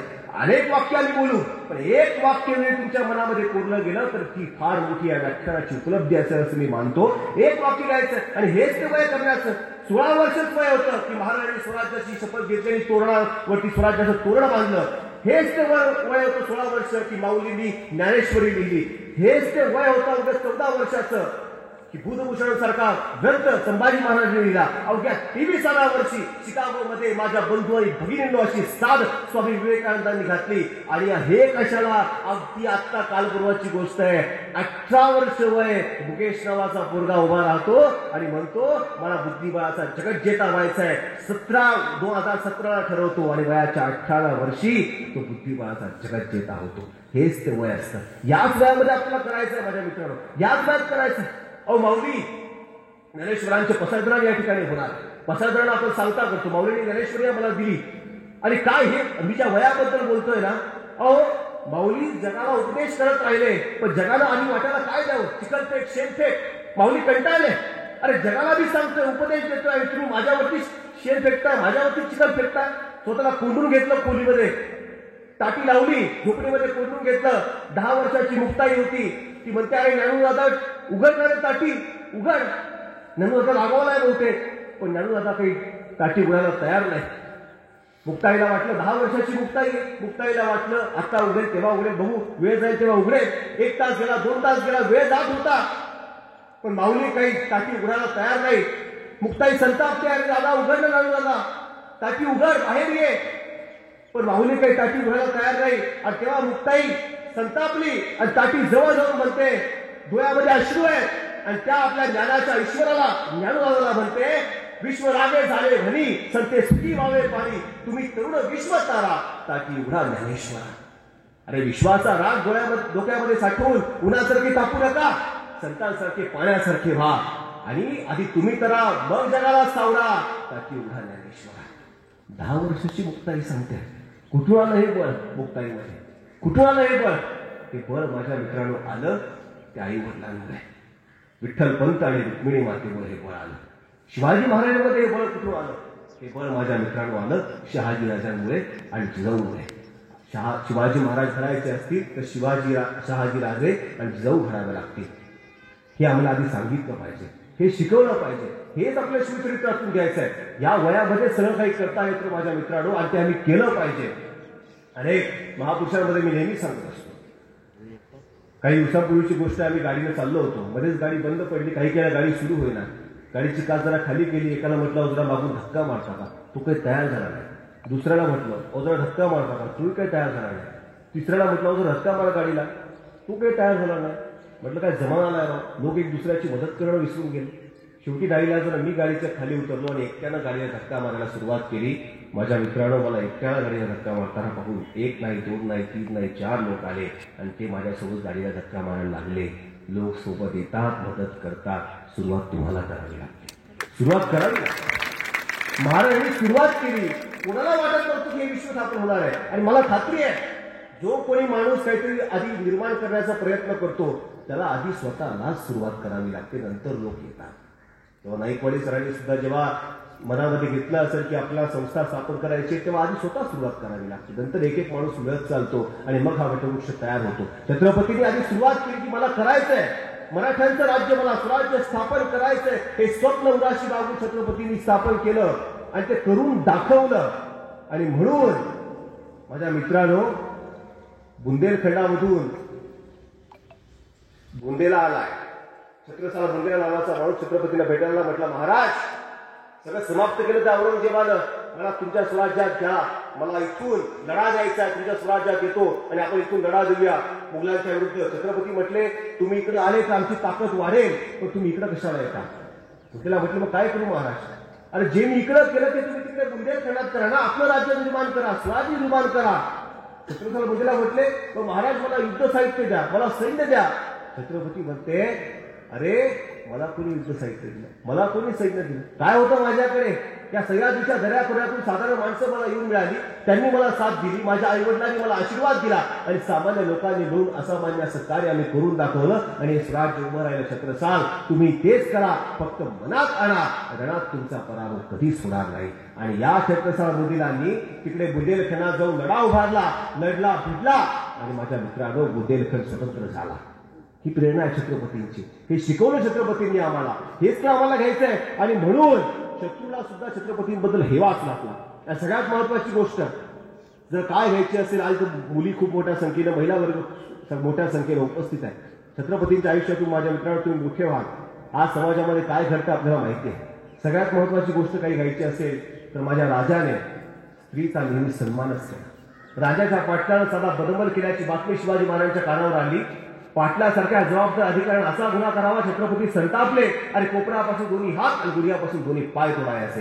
हातपाय तुटले आणि अन्यायाचा निवाडा झाला. तारीख देत नाही बसते, तिथल्या तिथे निवाडा केलाय. आणि म्हणून आपल्या आईला जिजाऊंना आपल्या पुत्राचा अभिमान वाटला आणि जिजाऊ म्हणतात, राजे तुमचा अभिमान आम्हाला याच्यासाठी आहे की तुम्ही स्त्री नाचवणारी राजे नाही आहात, तुम्ही स्त्री वाचवणारी राजे आहात. म्हणून तुम्ही हेच सांगतो की केव्हाही कुठेही कोणाबरोबर आहे, तुम्ही घरी असू द्या नाहीतर कामाच्या ठिकाणी असू, शाळेत असा किंवा कुठेही असा, मी जे करतोय ते योग्य आहे, ते बरोबर आहे, ते चूक आहे, असा जर प्रश्न माझ्या मित्रांनो तुमच्या मनात निर्माण झाला तर एकच प्रश्न फक्त स्वतःला विचारा, एकच की मी आता जे करतोय ते माझ्या आईनं बघितलं तर तिला अभिमान वाटेल का तिची मान शर्जेनं खाली जाईल. या प्रश्नाचं उत्तर ठरवेल की तुम्ही आता जे करताय ते बरोबर आहे की चूक आहे. या प्रश्नात पास झाला, सगळ्या परीक्षा पास झाला. आणि या प्रश्नात नापास झाला तर बाकीच्या सगळ्या परीक्षा पास होऊन सुद्धा तुम्ही नापास झाला असं समजा. सगळेच शौर्य गाजवणारे काही चारित्र्यवान असतात असं नाहीये आणि सगळेच चारित्र्यवान काही शौर्य गाजवतात असंही नाहीये. छत्रपतींचं वेगळेपण काय आहे, शौर्यही गाजवलंय आणि चारित्र्यही टिकवलंय. म्हणून जिजाऊंना आपल्या पुत्राचा अभिमान वाटला. सुनंदा शेळके नावाच्या कवयित्रीने काय सुंदर लिहिलंय की अभिमानाने सांगत असते बाई आहे, जुगकर्त्या त्या छत्रपतीची मी आई आहे. छत्रपतींसारखा पुत्र ही आई देऊ शकते, हे आईचं महत्व आहे, हे बाईचं महत्व आहे. म्हणून या पुराणातून सांगितलं पाहिजे की मुलींचा, आपल्या बहिणींचा, आईचा आपण सन्मान केला पाहिजे. पुरुष वर्ग मोठ्या संख्येने या ठिकाणी उपस्थित आहे, त्यांनाही मला सांगायचं आम्ही छत्रपतीचं नाव घेतो. आजकाल वेगळंच खेळ आलं. लोक म्हणतात कालच्या बाईचा पदर डोक्यावरती होता, आजच्या बाईचा पदर खांद्यावरती आला, उद्याच्या बाईचा पदर कुठे असेल. लोक म्हणतात, त्यांना सांगा कालच्या बाईचा पदर डोक्यावरती होता, आजच्या बाईचा पदर खांद्यावरती आला, उद्याच्या बाईचा पदर कुठे असेल ते आम्हाला माहिती नाही, पण बाईचा पदर कुठेही असला तरी प्रत्येक पुरुषाला पदराखाली घेणारी ही बाईच असते. त्यांना सांगा छत्रपतींच्या चरित्रातून हेच तर घ्यायचं आहे ना. आणि मी नेहमी जाणीवपूर्वक सांगतो की शिवाजी महाराजांच्या चरित्राबद्दल एक थोडं जरी आपण सगळ्यांना सांगत बसलो, त्यांच्या चरित्राची पारायण जरी झाली तर या भारत देशामध्ये बलात्कार नावाचा शब्द आपल्याला ऐकायला मिळणार नाही. फक्त एकच करायचंय, भाऊबीजेला, रक्षाबंधनाला बहीण आपल्याला ओवाळते, रक्षाबंधनाला राखी बांधते, तेव्हा ओवाळणाऱ्या, राखी बांधणाऱ्या बहिणीला कॅडबरीचं गिफ्ट, सोनं, चांदी, घड्याळ, साडी, ड्रेस, एक वर हे देता आलं नाही माझ्या मित्रांनो तर देऊ नका. बहीण काही तुम्हाला त्याच्यासाठी ओवाळत नाही, त्याच्यासाठी राखी बांधत नाही. पण एक शब्द माझ्या बहिणीला मी देऊ शकतो का की उद्या जर तुझ्यावर कोणी वाईट नजर टाकली, हे जसं मी खपवून घेणार नाही तसं इतर माझ्या बहिणीवरही कोणी वाईट नजर टाकली तर ते सुद्धा मी खपवून घेणार नाही. कारण मी शिवाजी महाराजांच्या विचारांचा वारसदार आहे. मी जय जिजाऊ म्हणतो, मी जय शिवराय म्हणतो. हे सांगितलं पाहिजे. महाराजांनी स्वतःचं आयुष्य आणि सामाजिक आयुष्य यामध्ये कधी भेद केला नाही आणि म्हणून त्या औरंगजेबानं मोठ्या बलाढ्याच्या राजानं सुद्धा त्यांचं मोठेपण मान्यच केलं. तो आपल्या शहजादाला सांगतो, अरे गेली 19 वर्ष झाली आपण शिवाजी राजाशी लढतोय पण तरी त्याचं राज्य वाढतच राहिलंय. त्याचं कारण काय माहितीये, तर शरण आलेल्या शत्रूशी आणि स्त्रियांशी कधी गैरव्यवहार केला नाही, उलट सन्मानाने त्यांना वागवलं. आणि म्हणून औरंगजेबाला शिवाजी महाराजांबद्दल काय वाटत होतं आणि तो आपल्या पुत्राला काय सांगतोय, एका नाटककारण्याचं वर्णन केलंय ते काल्पनिक आहे, पण त्यातला शब्द हा शिवचरित्राचं जागरण करण्यासाठी पुरेसा आहे. शिवाजी महाराजांच्या चरित्राबद्दल यथोचित वर्णन करणारा तो शब्द आहे, ते हिंदीमध्ये आहे, उर्दूमध्ये आहे, पण ते मी आवर्जून सांगतो, ते सांगितलं पाहिजे की तो आपल्या शहजादाला काय सांगतोय. हा तोबा तोबा क्यों फतेह हासिल होती है शिवाजी को, हमारी तरफ फौज, बारूद, तोफखाना, खजाना, हाथी, घोड़े, शिवाजी के पास तो कुछ भी नहीं. फिर भी जी चाहता है। क्यों? ये मालूम हो तुम्हें शहजादा, शायद तुम ये कभी समझ नहीं पाओगे शहजादा। और शराब, नाच, गाने, शिकार, मौज मस्ती और इश्क मोहब्बत में गिरफ्तार तुम जैसे बहादुर सिवा को कभी समझ नहीं पाओगे। इस शिवाजी ने मजबूत किले बनाए, अपनी फौज और असला बताई, नए जंग बहरीन की तामीर की है उसने, लेकिन उससे भी ज्यादा जीते जाने वाले लोग तैयार किए उसने। हमने शिवाजी के सरदारों को लाखों की जहांगीर लालच की, लेकिन उन जाबाज मराठों ने हमारी जहांगीर पर थूक दिया शहजादे, थूक दिया। मराठे झुकते नहीं, मराठे रुकते नहीं, मराठे थकते नहीं और मराठे बिकते भी नहीं। शिवाजी मगरूर है, चालाक है, दगाबाज है, लेकिन उसका चाल चलन दूध की तरह साफ और सूरज की तरह चमकदार है। शहजादे अपने दुश्मन की भी मजहब, मस्जिद, मौलवी, फकीरों और औरतों की इज्जत करना जानता है वो, तभी तो उसकी इज्जत बुलंद मीनार और सर उठाए आसमां को छू रही है। इसमें कोई शक नहीं है शहजादे, हम खुशनसीब है, हमें दुश्मन भी मिला तो सिवा जैसा, हम खुशनसीब है, हमें दुश्मन भी मिला तो सिवा जैसा। इसलिए शहजादे सिवा का चलन सीखो। और तो सांगतोय शिवाजी महाराजांचं चलन घ्या, तर तुम्ही आम्ही तर त्यांच्या विचाराचे वारसदार आहे पोरांनो। मग आपण शिवाजी महाराजांच्या चरित्राचं पारायण का करू नये? स्वामी विवेकानंद म्हणाले होते, तुमच्या देशातल्या तरुणांच्या ओठावरती कुठलं गाणं आहे ते मला एकदा सांगा, मी तुमच्या देशाचं भविष्य सांगतो। काय गाणं आहे तरुणांच्या ओठावरती? एका अशाच शाळा कॉलेजच्या गॅदरिंगला मी गेलो होतो, म्हटलं काहीतरी चांगलं भारी आपण ऐकू, म्हटलं बोलायला उभं राहिलो, एक पोरगा मध्येच आला, तुमच्यासारखाच होता। म्हटलं सर मला काहीतरी बोलायचं आहे म्हणे। म्हटलं काय बोलायचं आहे? तुम्ही टेन्शन घेऊ नका म्हणे, मला कोणाला तरी काहीतरी सांगायचं आहे म्हणे। म्हटलं काय सांगायचं आहे? मला जिला सांगायचं तिला ते बरोबर कळेल म्हणे, मला फक्त बोलू द्या म्हणे, तुम्ही टेन्शन घेऊ नका। म्हटलं मी कशाला टेन्शन घेऊ, तुमचं कॉलेज आहे, तुमचं माईक आहे, तुमचं स्टेज आहे, बोल बाबा। ते बोलायला उभं राहिलं आणि भोलकाकडे हात करून म्हणताय, किती घेतली वचनं आपण, किती घेतल्या आना भाकावं, तुझ्याशिवाय प्रिय माझी कुठेही नाही शाखावं। हा बोलायला उभं राहिला, ती पोरगी आली ना उठून वरती, ती म्हणते सर मला उत्तर द्यायचंय म्हणे। हा मलाच म्हटलंय, तुला नाही, हा मलाच म्हटलंय, मला उत्तर द्यायचंय म्हणे, तुम्ही टेन्शन घेऊ नका। मी कशाला टेन्शन घेऊ, तुमचं कॉलेज आहे, तुमचं माहित आहे, बोलो भाई। ती बोलायला उभं राहिली आणि ती त्याच्याकडे हात करून म्हणते, नको फसवूस मला असे, नको मारूस खोट्या बाता रे, तुझ्यासारखे किती जुलवले असेच येता जाता रे।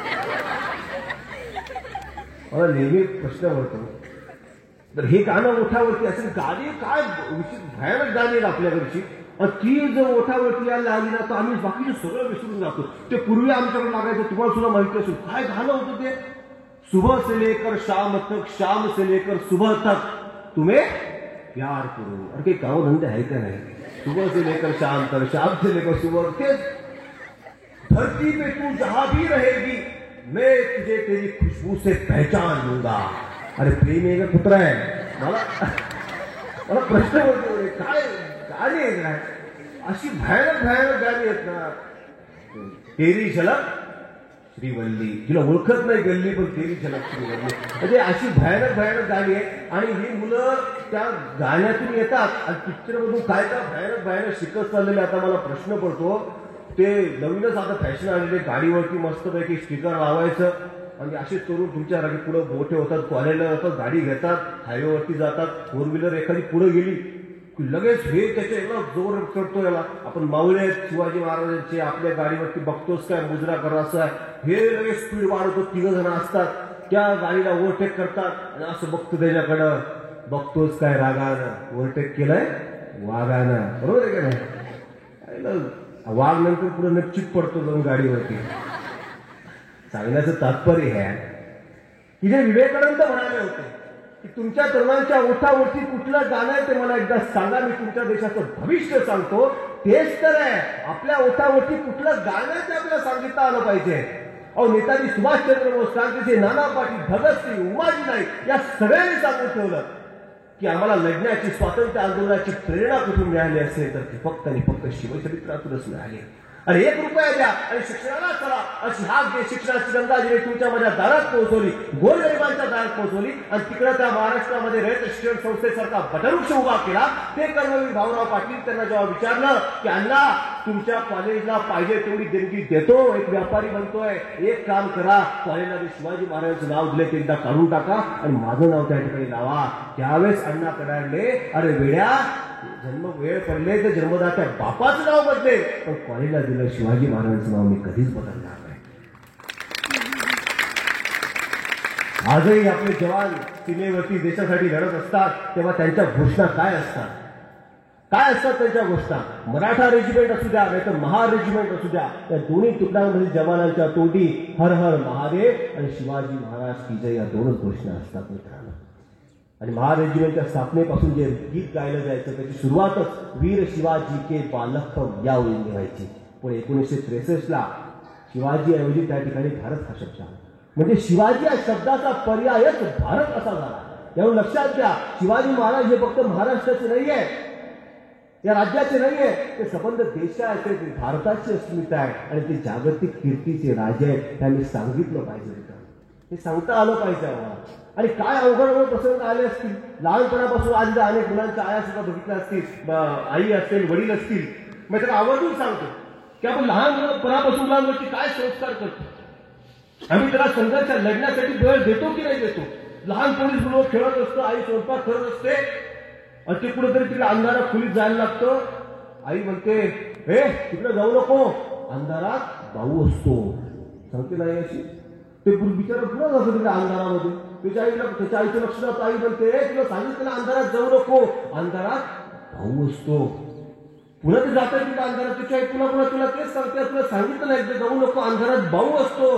ते पोरगं मोठं होतं, त्याच्या डोक्यात एकच, अंधारात भाऊ असतो. 2 पोरं होतात, लग्न झालं, एकच, अंधारात भाऊ असतो. आम्ही सांगितलंच नाही ना आमच्या मुलांना. हे जर छत्रपतींना जिजाऊंनी आधी सांगितलं असतं तर अमावस्याच्या रात्री छत्रपती लढाया माझ्या मित्रांनो केल्याच नसत्या. आणि पलाटच्या अशा अफजल खानाचा सुद्धा सामना त्यांनी केलाच नसता. मला सांगायचं आहे की आमच्या मुलांना आम्ही लहानपणापासून काय सांगतोय, यशाच्या आणि अपयशाच्या मध्ये भीती नावाची एक गोष्ट असते माझ्या मित्रांनो. ती जर एकदा तुमची निघाली की बाकीची सगळी आव्हानं तुम्हाला क्षुल्लक वाटायला लागतील. छत्रपतींच्या आयुष्यातून एक गोष्ट घ्या, भीती कधीच बाळगली नाही. आव्हान किती मोठं असू द्या, माझ्याकडे काहीच नाहीये पण मोठ्यातल्या मोठ्या संकटाला मला सामोरं जायचं ही ताकद जिजाऊंनी आपल्या पराक्रमेच्या आईनं आपल्या पुत्राला दिली होती. अफजल खानाचं संकट स्वराज्यावरती चालून आलंय आणि काय दुःख आहे लक्षात घ्या. शिवाजी महाराजांच्या पत्नी सईबाई राणी साहेबांचं निधन झालं. कुठल्या मानसिक अवस्थेमध्ये छत्रपती शिवाजी महाराज. सईबाई राणी साहेब छत्रपतीला सोडून गेल्या. 2 वर्षाचे फक्त शंभूराजे. डोक्यावरचं आईचं छत्र हरपलं आणि एका आईचा पोरगा पलाढ्य अशा अफजल खानाशी सामना करायला जातोय. मला सांगायचंय फक्त हे लढाई सगळ्यांना माहितीये, युद्ध सगळ्यांना माहिती की अफजल खानाला शिवाजी महाराजांनी मारलं, पण कुठल्या परिस्थितीत मारलं ते समजून घ्या माझ्या मित्रांनो. संकट मोठं होतं, मग वाचू की जगू याची शाश्वती नव्हती. पण ही पराक्रमी आई, त्या आई जिजाऊ आपल्या लेकराला सांगतायत राजे आम्हाला माहितीये की तुम्हाला काळजी आहे, तुमचा चेहरा अस्वस्थ दिसतोय, आम्हाला माहितीये तुम्हाला स्वराज्याची काळजी आहे, पण तुम्ही अजिबात चिंता करू नका. बरं उद्या तुमच्या जीवाचं काही बरं वाईट झालं तर या लहानग्या शंभूराजांना गादीवरती बसवेल आणि सगळा राज्यकारभार मी हातामध्ये घेईन असं ती आई आपल्या लेकराला सांगते. काय काळीच असणार जिजाऊचं?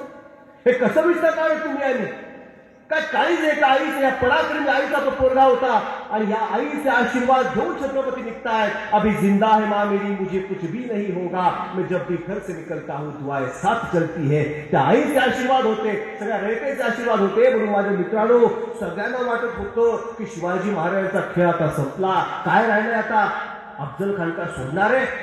29 वर्षाचा शिवाजी महाराजांचा अफजल खानासमोर काय निभाव लागणार? 29 वर्षाचे फक्त.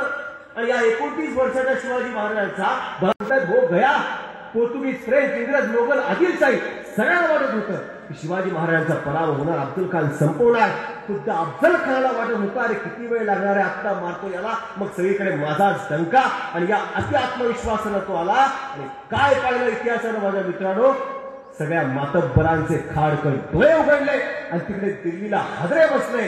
29 वर्ष वय असलेल्या शिवाजी महाराजांनी बलाढ्य अशा अफजल खानाला याच प्रतापगडाच्या पायथ्याशी याला भाग पाडलं आणि याच मातीत त्याचं पोट पाडलं आणि याच मातीत त्याला काढलं. मोठा विजय झाला. पण मला सांगायचं ते हे नाही सांगायचं. मोठा विजय झाल्यानंतर आपण काय करतो? आपण एन्जॉय करतो. एक मोठी 10वीची परीक्षा झाली, आता मला काही सांगायचं नाही. पोरगं मग बरोबर आता 10वी पास झालं, 90% मिळाले, आता मला अजिबात काही सांगायचं नाही. आता सुट्ट्या, आता फिरायला जायचं आहे, आता काहीच टेन्शन नाही. एक मोठा विजय झाल्यानंतर आम्ही आनंद साजरा करतो, उत्सव साजरा करतो. पण मला सांगायचंय ते हे सांगायचं आहे की अफजल खानाचा वरती विजय मिळवलाय. कान्होजी जेदे म्हटले छत्रपतींना, महाराज जरा आराम करा, झोपून घ्या. आपले काही लोक म्हणताय आपण मोठा विजय साजरा केला, आपण पार्टी करू, आनंदोत्सव करू, विजय करू. छत्रपती म्हणतायत, अहो ते आपल्याला करता येणार नाहीये. उद्याची पिढी तुमच्यावर असेल, माझ्यावर असेल. तर आपल्या महायुद्धाची आता सुरुवात झाली असं समजा. आणि राजे निघाले. अरे 10वी नंतर लगे 12वी म्हणतो ना आपण, लक्षात घ्या. राजे निघाले, वर्धनगड घेतला, वसंतगड घेतला, मच्छिंद्रगड, वंदनगड, चंदनगड करा. 28 नोव्हेंबर 1659 ला पधळा छत्रपतींनी ताब्यात घेतला.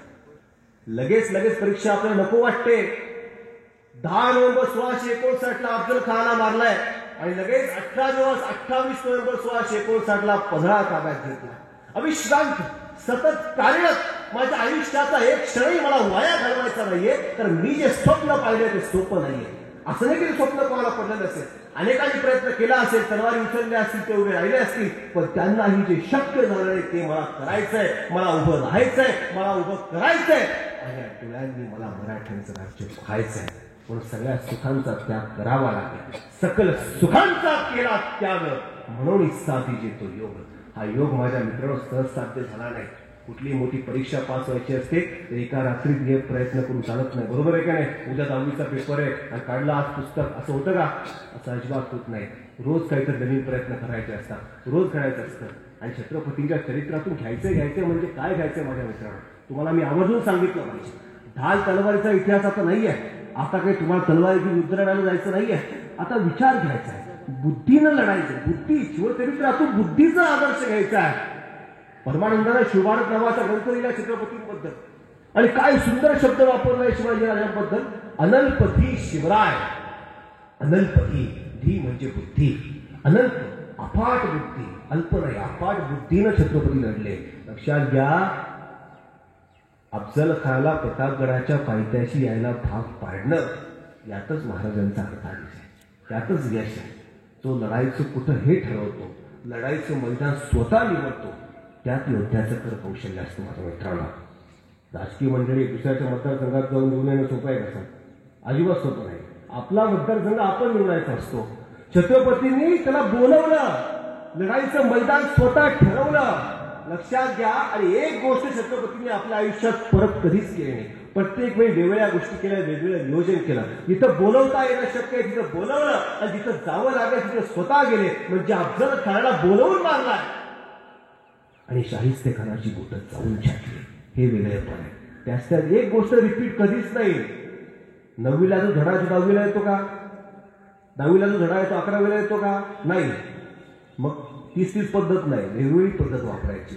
तेच नाही करायचं. पण आमचा प्रॉब्लेम काय झाला, इथे सारे शिक्षक वृंद आहे, आमच्या आई वडील सुद्धा आम्हाला गोष्टी सुद्धा त्याच सांगत आले. त्याच गोष्टी, नवीन काहीच नाही. आपल्यावरती गोष्ट आहे बघा सांगत आलेली. टोपीवाला होता, टोपी विकायला जायचा शेतात, आहे का नाही? टोपी फाटेत थकला, झाडाखाली झोपला, उठून पाहतो टोप्या सगळ्या गायब. टोप्या कोणी नेल्या? माकडांनी नेल्या. याला वाटलं टोप्या कशा घ्यायच्या, मग टोपी खाली फेकली, माकड्या सगळ्या टोप्या फेकल्या, मग टोप्या घेतल्या, टोप्या निघाल्या. वर्ष माझ्या आजोबापासून मी ही गोष्ट ऐकतोय. 30 गोष्ट. आता पुढच्या पिरियडला सुद्धा आपण 30 गोष्ट सांगतोय. वेगळे पण काहीच नाही ना. अरे पण तो टोपीवाला आता नाहीये ना. त्या टोपीवाल्याचं नातू आता टोप्या विकायला निघालाय. आणि आपला आजोबा त्याला तेच सांगतो नातवाला, अरे बाबा ऐक, मी तुझा आजोबा आहे, लक्षात घे, तू आता टोप्या विकायला चाललाय.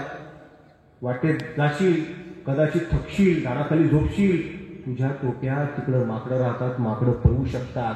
पण टेन्शन घ्यायचं नाही, मी तुझा आजोबा म्हणून सांगतोय. त्यांच्याकडे टोप्या घेणं फार सोपं आहे.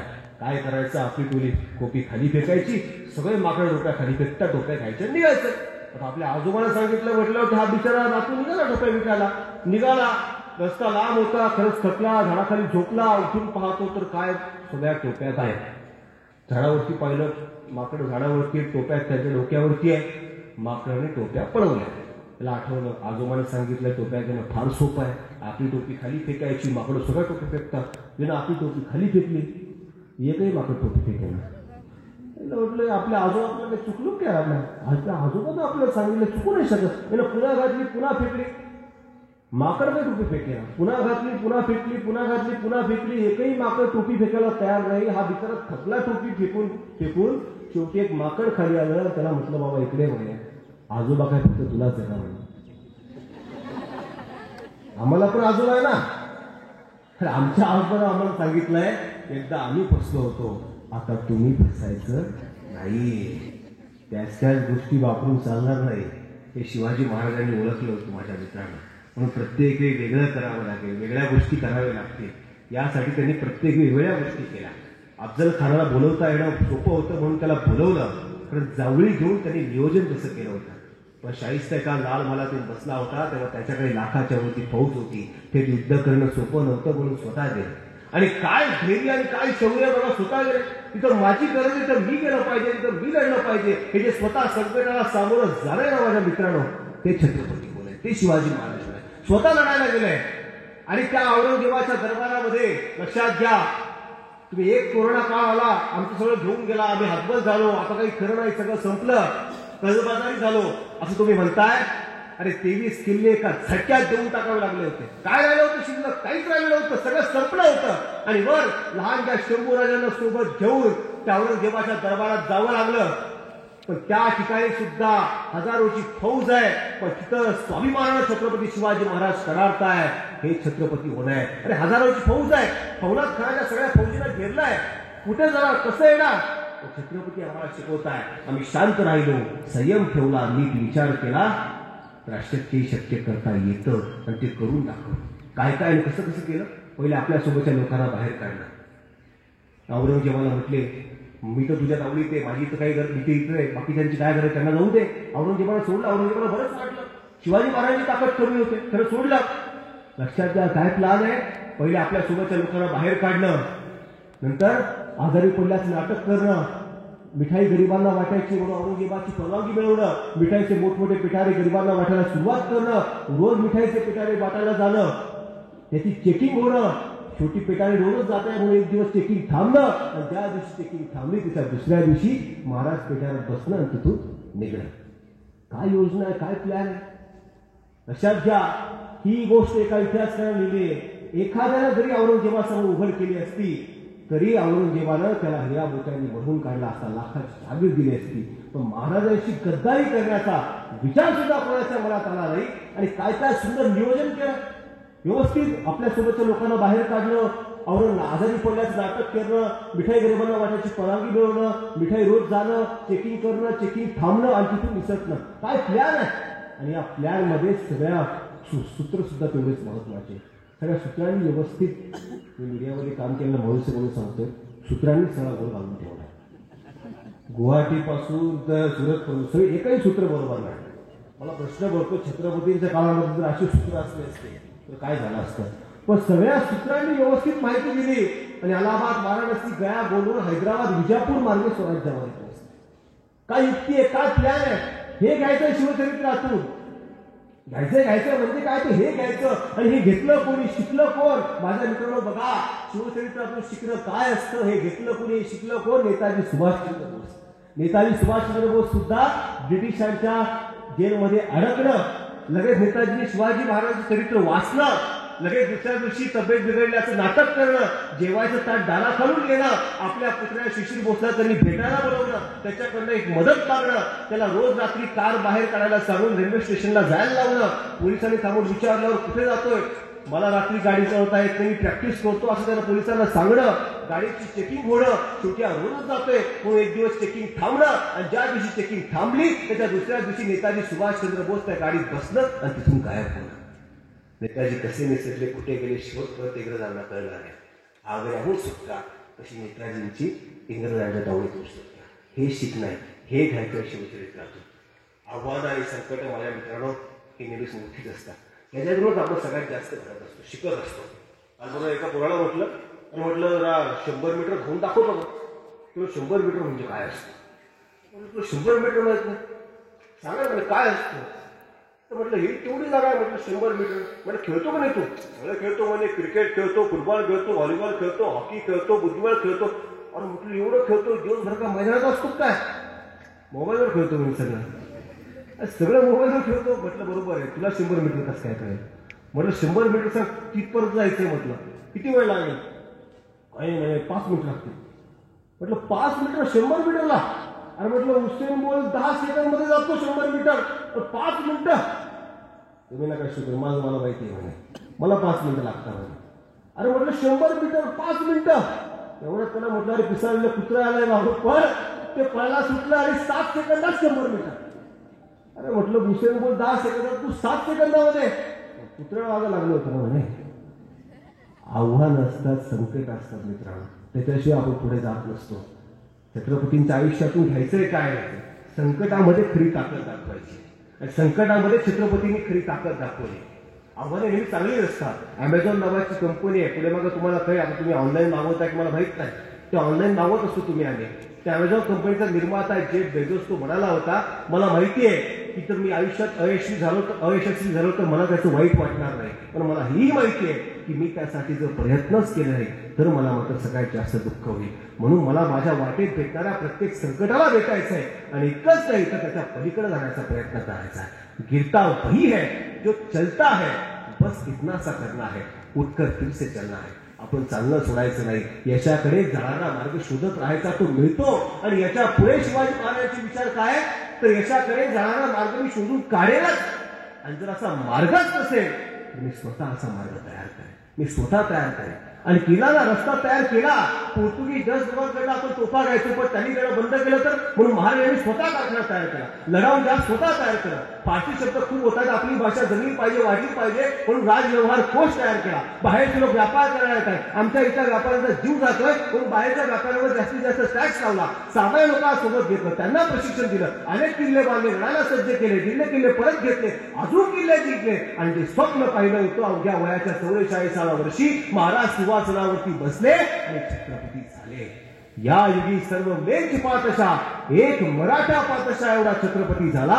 ही गोष्ट काही सामान्य झाली नाही, ही गोष्ट सामान्य नव्हती, हे असामान्य होतं. कुठलीही गोष्ट एका रात्री घडत नाही, त्यासाठी प्रयत्न करावे लागतात.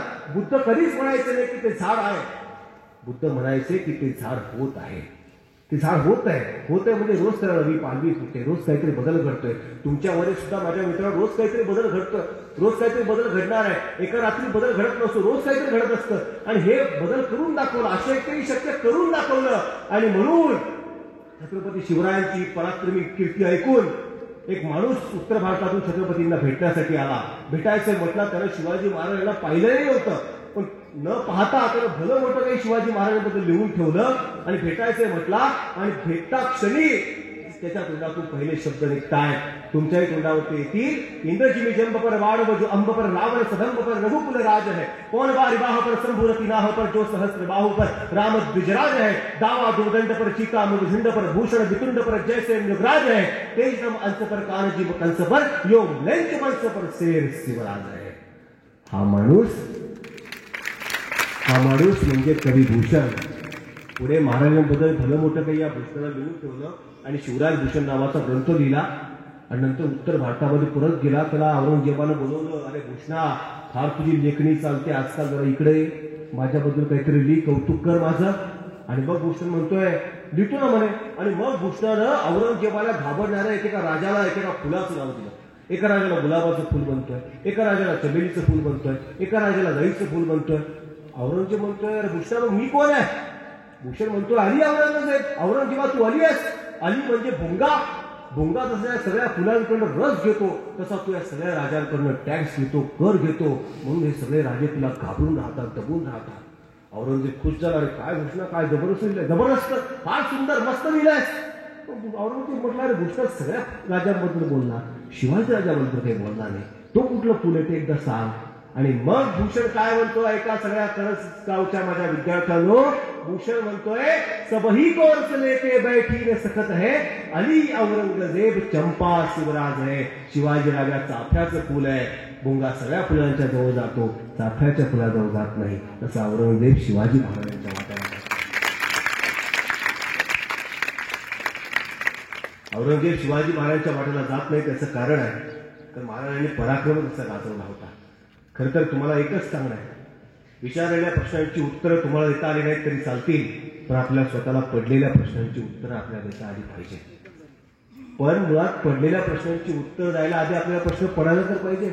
आमचा प्रॉब्लेम आहे की आम्हाला प्रश्नच पडत नाही, त्यामुळे उत्तर सापडण्याचा प्रश्नच नाही. छत्रपतींना सगळ्यात आधी प्रश्न पडले तर एवढ्या अनेक वर्षापासून अन्याय अत्याचार लोकांमध्ये होत आहेत, आमची लोक पेटून का उठत नाही, स्वतःच्या हक्कांसाठी का लढत नाही. आणि महाराजांना उत्तर मिळालं, इथल्या लोकांमध्ये आग आहे, निखार आहेच, फक्त इतक्या वर्षांच्या अन्याय अत्याचार गुलामगिरीनं त्याच्यावर राख सचली आहे. त्या राखीला फुंकर भरण्याचं काम एकदा केलं की आपला विस्तव समोराशिवाय राहणार नाही. बस शिवरायांनी हेच केलं. राग दूर साचले त्यांना निखारा दिसला. शिवरायांना माहिती होतं आमचं उद्दिष्ट काही 2-4 वर्षांचं नाहीये, येणाऱ्या पिढ्यानपिढ्यांसाठी आम्हाला स्वराज्य निर्माण करायचं तर चांगली माणसं जोडावी लागतील आणि चांगली माणसं घडवावी लागतील. एक जुनी म्हणे बघा, तुमची वर्षभराची योजना असेल तर तुम्ही फुलं फुलवा, 10 वर्षाची योजना असेल तुम्ही झाडं लावा, आणि पुढच्या अनेक पिढ्यांसाठी तुम्हाला काही करायचं असेल तर तुम्ही माणसं घडवा. आणि काय घडवली माणसं शिवाजी महाराजांनी, आणि ती स्वराज्यासाठी जीव द्यायला तयार झाली. सगळ्यात महत्वाची गोष्ट आहे माझ्या मित्रांनो, एक कवी म्हणून गेला होता की आम्ही देशासाठी मेलो, तुम्ही एकदा जगून दाखवा. ते देशासाठी मरताय, तुम्ही जगून तर दाखवा. काय दिलं छत्रपतींनी? अहो साधं शिवजयंतीला शिबिराचं आयोजन करायचं ठरवलंय, बैठकीला चलतो का असं कोणाला सांगावं, और जाऊ दे आपल्याला काय मिळणार आहे असं विचारण्याची गर्दी सगळीकडे वाढत चाललेली असताना तुम्हाला मला प्रश्न पडतो की छत्रपतींनी असं काय दिलं होतं की माणसं नुसती यायला नाही, मोहिमेवर नुसती जायला नाही, मैदानात नुसतं लढायला नाही, तर मैदानात मरायला तयार झाली. काय दिलं छत्रपतींनी? आमच्याकडे हत्ती नाही पण हत्यार ओळवेल असा माणूस आहे असं म्हटलं फक्त शिवरायांनी. आणि कुतुबशहाच्या हत्ती समोर लढायला उभा राहिला ऐसा जिकंक, उत्तरला भिडला, हत्तीला मारला म्हणून कुतुबशहानं गळ्यात मोठ्याचा कंठा घातला. तो मोठ्याचा कंठा त्याला परत करत ऐसा जिकंक म्हणतोय. आणि असा काय पराक्रम केला आहे मी, आणि जर पराक्रम केला असेलच तर तुमचा मोठ्याचा कंठा नको, आमच्या छत्रपतींचे कौतुक असेल, तो शब्दच मला फक्त पुरेसा आहे. काय म्हणायचं याला? लढता लढता मरण ही येणं ही वेगळी गोष्ट आहे, पण लढायला नाही तर मरायलाच जाणं ही इतिहासानं पाहिलं. शिवाजी काशीरांना माहिती होतं की महाराजांचं रूप घेऊन मी सिद्धी जवळला भेटायला जातोय खरा, पण तिथं फक्त मृत्यूच आहे, लढाई होईल आणि मी वाचू शकतो अशी 1% शक्यता नाहीये. पण 4-5 महिन्यांची भेट आहे फक्त शिवाजी महाराजांची परागडावरती. काय दिलं त्या भेटीमध्ये छत्रपतींनी की छत्रपतींची कापड त्यानं घातल्या तो मरणाला भेटायला निघाला. अरे काय दिलं छत्रपतींनी की तोफे आधी मरे बाजी सांगा मृत्यूला, असं मृत्यूला सांगण्याचं धाडस बाजी प्रभूंनी केलं की छत्रपती जोपर्यंत विशाळगडावर पोहोचत नाही आणि तोफेचा आवाज माझ्या कानावर येत नाही तोपर्यंत माझा जीव घेऊन जाण्याचा मरणाला सुद्धा अधिकार नाही. असं काय दिलं छत्रपतींनी की दिलेर खानाची मोठ्या पगाराची ऑफर ठुरकावून लावत मुरारबाजी लढत राहिला, लढता लढता पडला. आणि असं काय दिलं छत्रपतींनी की मुरारबाजी पडले म्हणून काय झाले, आम्ही कैसे आहोत हिंमत धरून लढितो, हे मनाची हिंमत मावळ्यांमध्ये आली. आणि असं काय दिलं छत्रपतींनी की तानाजी पडल्यावर माघारी फिरणाऱ्या मावळ्यांच्या प्रतिक्रियेवर कापून टाकत, तुमचा बाप इथं मरून पडलाय, परत फिरा लढा, हे म्हणण्यास धाडस सूर्याजीनं केलं. काय दिलं छत्रपतीने? छत्रपतीने केला होता स्वराज्याचा ध्यास आणि जागवला होता इथल्या प्रत्येकाचा आत्मविश्वास. हा विश्वास जागवल्यामुळेच प्रेरणा मिळाली. मित्रांनो, खरा नेता तो असतो ज्याच्यासाठी जीव घ्यायला लोक तयार होता. खरा नेता तो असतो ज्याच्यासाठी जीव द्यायला तो तयार होता. छत्रपतींचे मोठेपण हे आहे की लोक जीव द्यायला तयार झाले. लोक जीव द्यायला तयार झाल्याचं कारण काय माहिती आहे तुम्हाला? की आम्ही नसलो तरी आमच्या घरी आमच्या परिवाराची चिंता आहे, आमच्या लेकराबाळांची चिंता नाही, तर आम्ही नसलो तरी आमच्या परिवारात छत्रपती वाऱ्यावर सोडणार नाही. हा विश्वास असल्यामुळेच लोक आनंदानं मरायला तयार झाले. आजही काश्मीरवरून सीमेवरून शहीद जवानांची भेट गावखेड्यापर्यंत येतात, तर त्यांच्या परिवाराची विचारपूस करायला कोणी गावखेड्यापर्यंत येत नाही. मरायला फक्त माणूस जातो असं आपण म्हणतो, पण भरपूर काही जातं. फक्त माणूस जात नाही, खूप काही जातं. आप कहते आदमी देश के लिए शहीद हो गया, सिर्फ वही गया, वो नहीं गया, बहुत कुछ गया. हरिओम पवार नावाच्या कवीने लिहिलंय, साहब आप कहते हैं ना कि शहीद हो गए एक आदमी, तो बस वो गया, सिर्फ आदमी गया और कुछ नहीं गया. मैं आपको बताता हूँ क्या क्या गया. मांग का सिंदूर गया, नन्हे नौजवानों की लंगोटियां चली गई, बाप की दवाई गई, भाई की पढ़ाई गई, छोटी छोटी बेटियों की चोटियां चली गई. ऐसा विस्फोट हुआ कि जिस्म का पता ही नहीं, पूरे जिस्म की बोटियां चली गई. अरे आपके लिए तो एक आदमी बना है साहब, किंतु मेरे घर की तो रोटियां चली गई. मनाला फक्त माणूस जातो, पण इतकं सगळं जातं त्याच्याकडे कोणाचं लक्ष जात नाही. हे लक्ष गेलं 350 वर्षांपूर्वी छत्रपती शिवरायांचं. आजही प्रेत गावखेड्यापर्यंत येतात, कोणी गावखेड्यापर्यंत येत नाही, पण हा राजा शहीदांच्या घरापर्यंत जात राहिला, शहीद मावळ्याच्या घरापर्यंत पाहत राहिला. राजा म्हणून नाही, शहीद मावळ्याचा मित्र म्हणून आणि त्या परिवाराचा पुत्र म्हणून. रायबाचं लग्न लावलं, रामजी बागेराच्या घरी गेले, शिवा काशीदांच्या आईचं सांत्वन केलं, बाजीप्रभूंच्या शिंदगावात घेऊन आले आणि नुसता मायेनं आधार नाही दिला, कृतीनं आधार दिला. शहीद झालेल्या परिवारातील एका लगेच नोकरी दिली, नोकरी करण्याला कोणी नसेल तर विधवा पत्नीला पेन्शन सुरू केली, मुलांसाठी बाल परवेशी गृह सुरू केलं. आणि इतकं फक्त नाही, प्रतापराव गुजरांच्या पत्नी भेटत आला, म्हटलं महाराज प्रतापराव स्वराज्याच्या कामी आले, शहीद झाले, त्याचं दुःख नाहीये, पण आमची लेक जानकीच्या लग्नाची चिंता लागून राहिली, तिचं लग्न कसं होईल, मोठी चिंता पडून राहिली आहे. प्रतापराव असते तर मोठ्या थाटात जानकीचं लग्न लावून गेलं असतं. जानकीचं लग्न कसं होणार? छत्रपती म्हटली जानकीचं लग्न ठरलं. प्रतापरावांच्या पत्नी म्हटल्या ठरलं तर महाराज कोणाशी?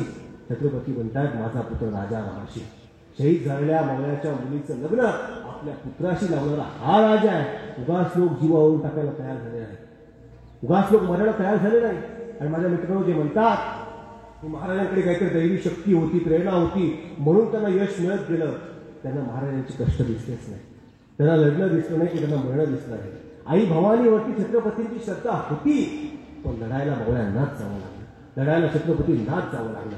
मंदिराला फेऱ्या मारून आणि मारुतीला पावशेर पेढे चढून परीक्षेत चुका लागत नसतो आणि पेपर सोपा येत नसतो. लक्षात घ्या, अफजल खानाचा पेपर अवघडच होता, छत्रपतींनी आपल्या बुद्धीनं तो सोपा केला. आणि आग्र्याहून सुटकेचा पेपर तो तर अशक्य, इम्पॉसिबल, अशक्य होता, असाध्य होता, पण असाध्य ते साध्य करिता स्वायाचं कारण अभ्यास तुका म्हणे हा मंत्र शिवरायांकडे होता, म्हणून ते साध्य झालंय. माझ्या मित्रांनो, यशाला शॉर्टकट नसतो. आजकाल यशाला कशाला आजकाल लोक पूजा मंदिराच्या याच्यामध्ये सुद्धा शॉर्टकट शोधायला लागले. आमच्या संभाजीनगरला काळा गणपतीचं मंदिर आहे, कोणी आला असेल तुम्ही बघितलं असेल, तर मी तिथे चाललो होतो एकदा, तर ते आता बरेचदा आपण असं नमस्कार करतो, मी चाललो एकदा तिथं तर एका माणसानं असं केलं आणि असं केलं, म्हटलं काय हे नवीनच मार्केटमध्ये आलं, म्हटलं आता असं नमस्कार करता आम्हाला माहिती, म्हटलं हे काय म्हटलं नवीन, मला विचारलं पाहिजे, म्हटलं नवीन मार्केटमध्ये दिसतंय, म्हटलं बाबा इकडे, म्हटलं असा नमस्कार केलं, मला कळलं, म्हटलं हे काय, मी प्रदक्षिणा मारली म्हणजे एवढं काय लोक अनेकांनी मारल्यात काय इथं एवढा शॉर्टकट लोक शोधायला लागलेला आहे. असा शॉर्टकट असेल तर माझ्या मित्रांनो, यशाला शॉर्टकट नसतो. शिवाजी महाराजांच्यातून सगळ्यात आधी शिकण्यासारखी गोष्ट आहे आणि ती आपण शिकली पाहिजे. आणि त्याच्या आधी सगळ्यात महत्वाची गोष्ट काय असेल माझ्या मित्रांनो, तर स्वतःला ओळखणं, स्वतःचा शोध घेणं. एका कवीनं फार सुंदर म्हटलंय, सिर्फ स्वयं को ढूंढना है, बाकी सब गूगल पे मौजूद है. सगळं गुगलवरती आहे, बरोबर आहे, गुगलवरती टाकलं सगळं आहे, पण स्वतःला कसं शोधणार? स्वतःचा शोध घ्यायचा आहे. शिवरायांचं चरित्र शिकवता आधी स्वतःला ओळखा. एक अंध माणूस होता, डोळ्यानं आंधळा होता, आपल्या मित्राकडे भेटायला गेला जेवायला, जेवण झालं, रात्र झाली, उशीर झाला, तो निघायला लागला परत. आणि त्याचा मित्र म्हटला, अरे तू आधीच तू एवढं रात्र झाली आहे, उशीर झाला आहे, खूप सगळीकडे काळोख आहे, अंधार आहे, एक काम कर, हा दिवा सोबत घेऊन जा. तो मित्र हसायला लागला, अरे बाबा तुला माहिती नाही काय, मी जन्मापासून अंधार आहे म्हणे, मला दिव्याची काय गरज आहे म्हणे, मला अंधार तो अंधारच आहे म्हणे. तो त्याचा मित्र म्हटला, बाबा खरे म्हणे, मला माहिती आहे तू अंधार आहे म्हणे, पण रात्र खूप झालेली आहे, तुझ्या हातात जर दिवा असला तर कोणी समोरून जो येईल त्याला दिसेल म्हणे कोणी येत आहे, आणि तो येऊन तुला धडकणार नाही म्हणे, त्याच्यामुळे तो हा दिवा घेऊन. तो बिचारा अंधारा मित्र निघाला, दिवा घेऊन निघाला, चालतोय आपला, तरी त्याला एक घेऊन धडकलंच. तो म्हटला, अरे बाबा मी अंधार आहे म्हणे, मला दिसत नाही म्हणे, पण तुला दिवा दिसत नाही का म्हणे, तू मला येऊन कसं काय धडकला म्हणे. तो माणूस म्हणतोय, बाबा तू खरंच अंधार आहे म्हणे, तुला हे कुठं माहिती आहे म्हणे, दिवा पेटलेला आहे की विझलेला आहे. त्यानं स्वतःशीच म्हटलं, बुद्धानं सांगितलं तेच खरं आहे, उधारीचा प्रकाश तुमच्या आयुष्यात कधीच उजेड पाडू शकत नाही. आपल्या आयुष्यात उजेड पाडायचं असेल तर स्वतः उजेड पाडावा लागेल, स्वतः निर्माण करावा लागेल. ही गोष्ट सगळ्यात महत्वाची माझ्या मित्रांनो, आणि ती ओळखा, ती अशाच शिवचरित्रातून, अशाच व्याख्यानातून येणार आहे. स्वतःची ओळख सगळ्यात महत्वाची. उधारीचा प्रकाश आपल्या जीवनात उजेड पाडला जाईल, तू स्वयं प्रकाशित हो, हे जे आपल्या सरकारने सांगितलं ते यासाठीच सांगितलंय. आणि शिवचरित्रातून वेळोवेळी मला एकच गोष्ट दिसते की स्वयं प्रकाशित व्हायचं आहे, दुसऱ्याच्या भरोश्यावर मला बसायचं नाही, दुसऱ्याच्या सावलीत आम्हाला मोठं व्हायचं नाही, आम्हाला स्वतःचा प्रकाश, स्वतःचा उजेड निर्माण करायचा आहे. आणि मला वाटतं तेच कर्मण्येवाधिकार असते संस्थेचं ब्रीदवाक्य आहे. गुरुवर्य बाळा नाईकवाडी सरांनी काहीतरी विचार करून ठरवलाय, कर्मावरती विश्वास ठेवा, फळ आपल्याला मिळत जाईल. आणि शिवचरित्रातून सुद्धा पदोपदी हेच तर दिसतंय, कर्मावरती आम्हाला विश्वास ठेवायचा आहे. पण आम्ही मात्र 4 दिवसभर त्या मोबाईलवरच राहतो. आणि मोबाईलच्या याच्यातून तुम्ही संस्थेचं अभिनंदन, कौतुक यासाठी करतो की मोबाईलवरती अनेक गोष्टी चालत आहेत, पण तुम्ही विचार लोकांपर्यंत पोहोचवताय. मला खात्री आहे काहीतरी फरक निश्चित पडणार आहे. काही दिवसांपूर्वी माझ्या मित्र मोबाईलचा केवढा मॅडम लोकांवरती प्रभाव पडलाय, मुलांवरती. काही दिवसांपूर्वी आमच्या मित्राच्या घरी जेवायला गेलो, त्याची 2 लहान भाऊ बहीण आहे, ते पण बसले टेबलवरती, डायनिंग टेबलवरती जेवायला बसलो. त्याची आई, वडील, तो मित्र, आम्ही सगळे जेवण करतोय. त्याचे दोघं, एक बहीण आणि भाऊ, दोघं ते मोबाईलवरती असं खात आहे, मोबाईलवरती जेवताय, मोबाईलवरती ते त्याचे वडील म्हणताय, अगं रमेश, तुझ्या ताटातली भाजी संपली, भाजी पाहिजे का तुला? रमेश आपल्या मोबाईलवरतीच आहे. रमेश भाजी पाहिजे का? तो आपल्या मोबाईलवरतीच आहे.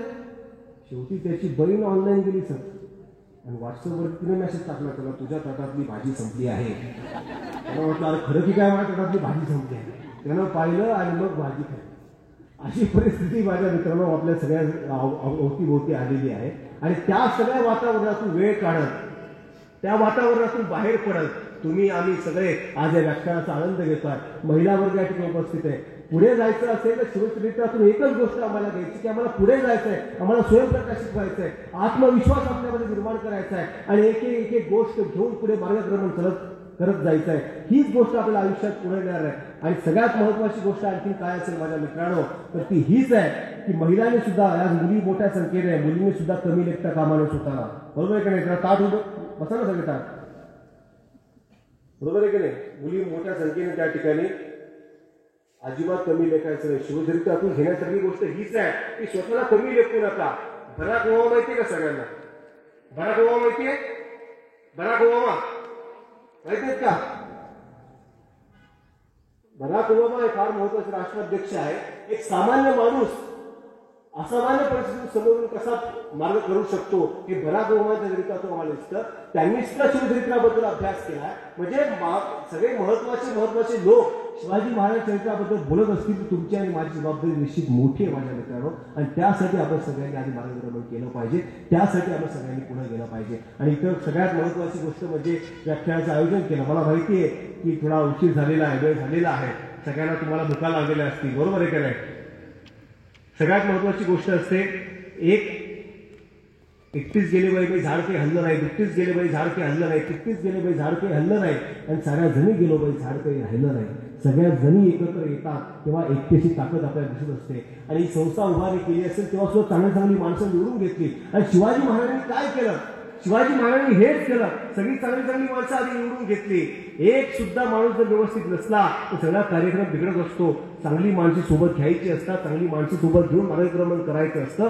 तेच आपल्याला शिवचरित्र शिकवत आहे. आणखी एक महत्वाची गोष्ट, आता एक साधिक गोष्ट आहे, तुम्ही विचार करा, कळस गाव आहे समजा, साथीदार चांगले नसतील, संताजी होते, जीवाजी होते, येसाजी होते, धनाजी होते, म्हणून राज्य टिकलं, म्हणून व्यवस्थित स्वराज्य निर्माण झालं. माझ्या मित्रांनो विचार करा, कल्पना करा, कळस गाव आहे, गावामध्ये गावाहून लता मंगेशकर चाललेल्या आहे.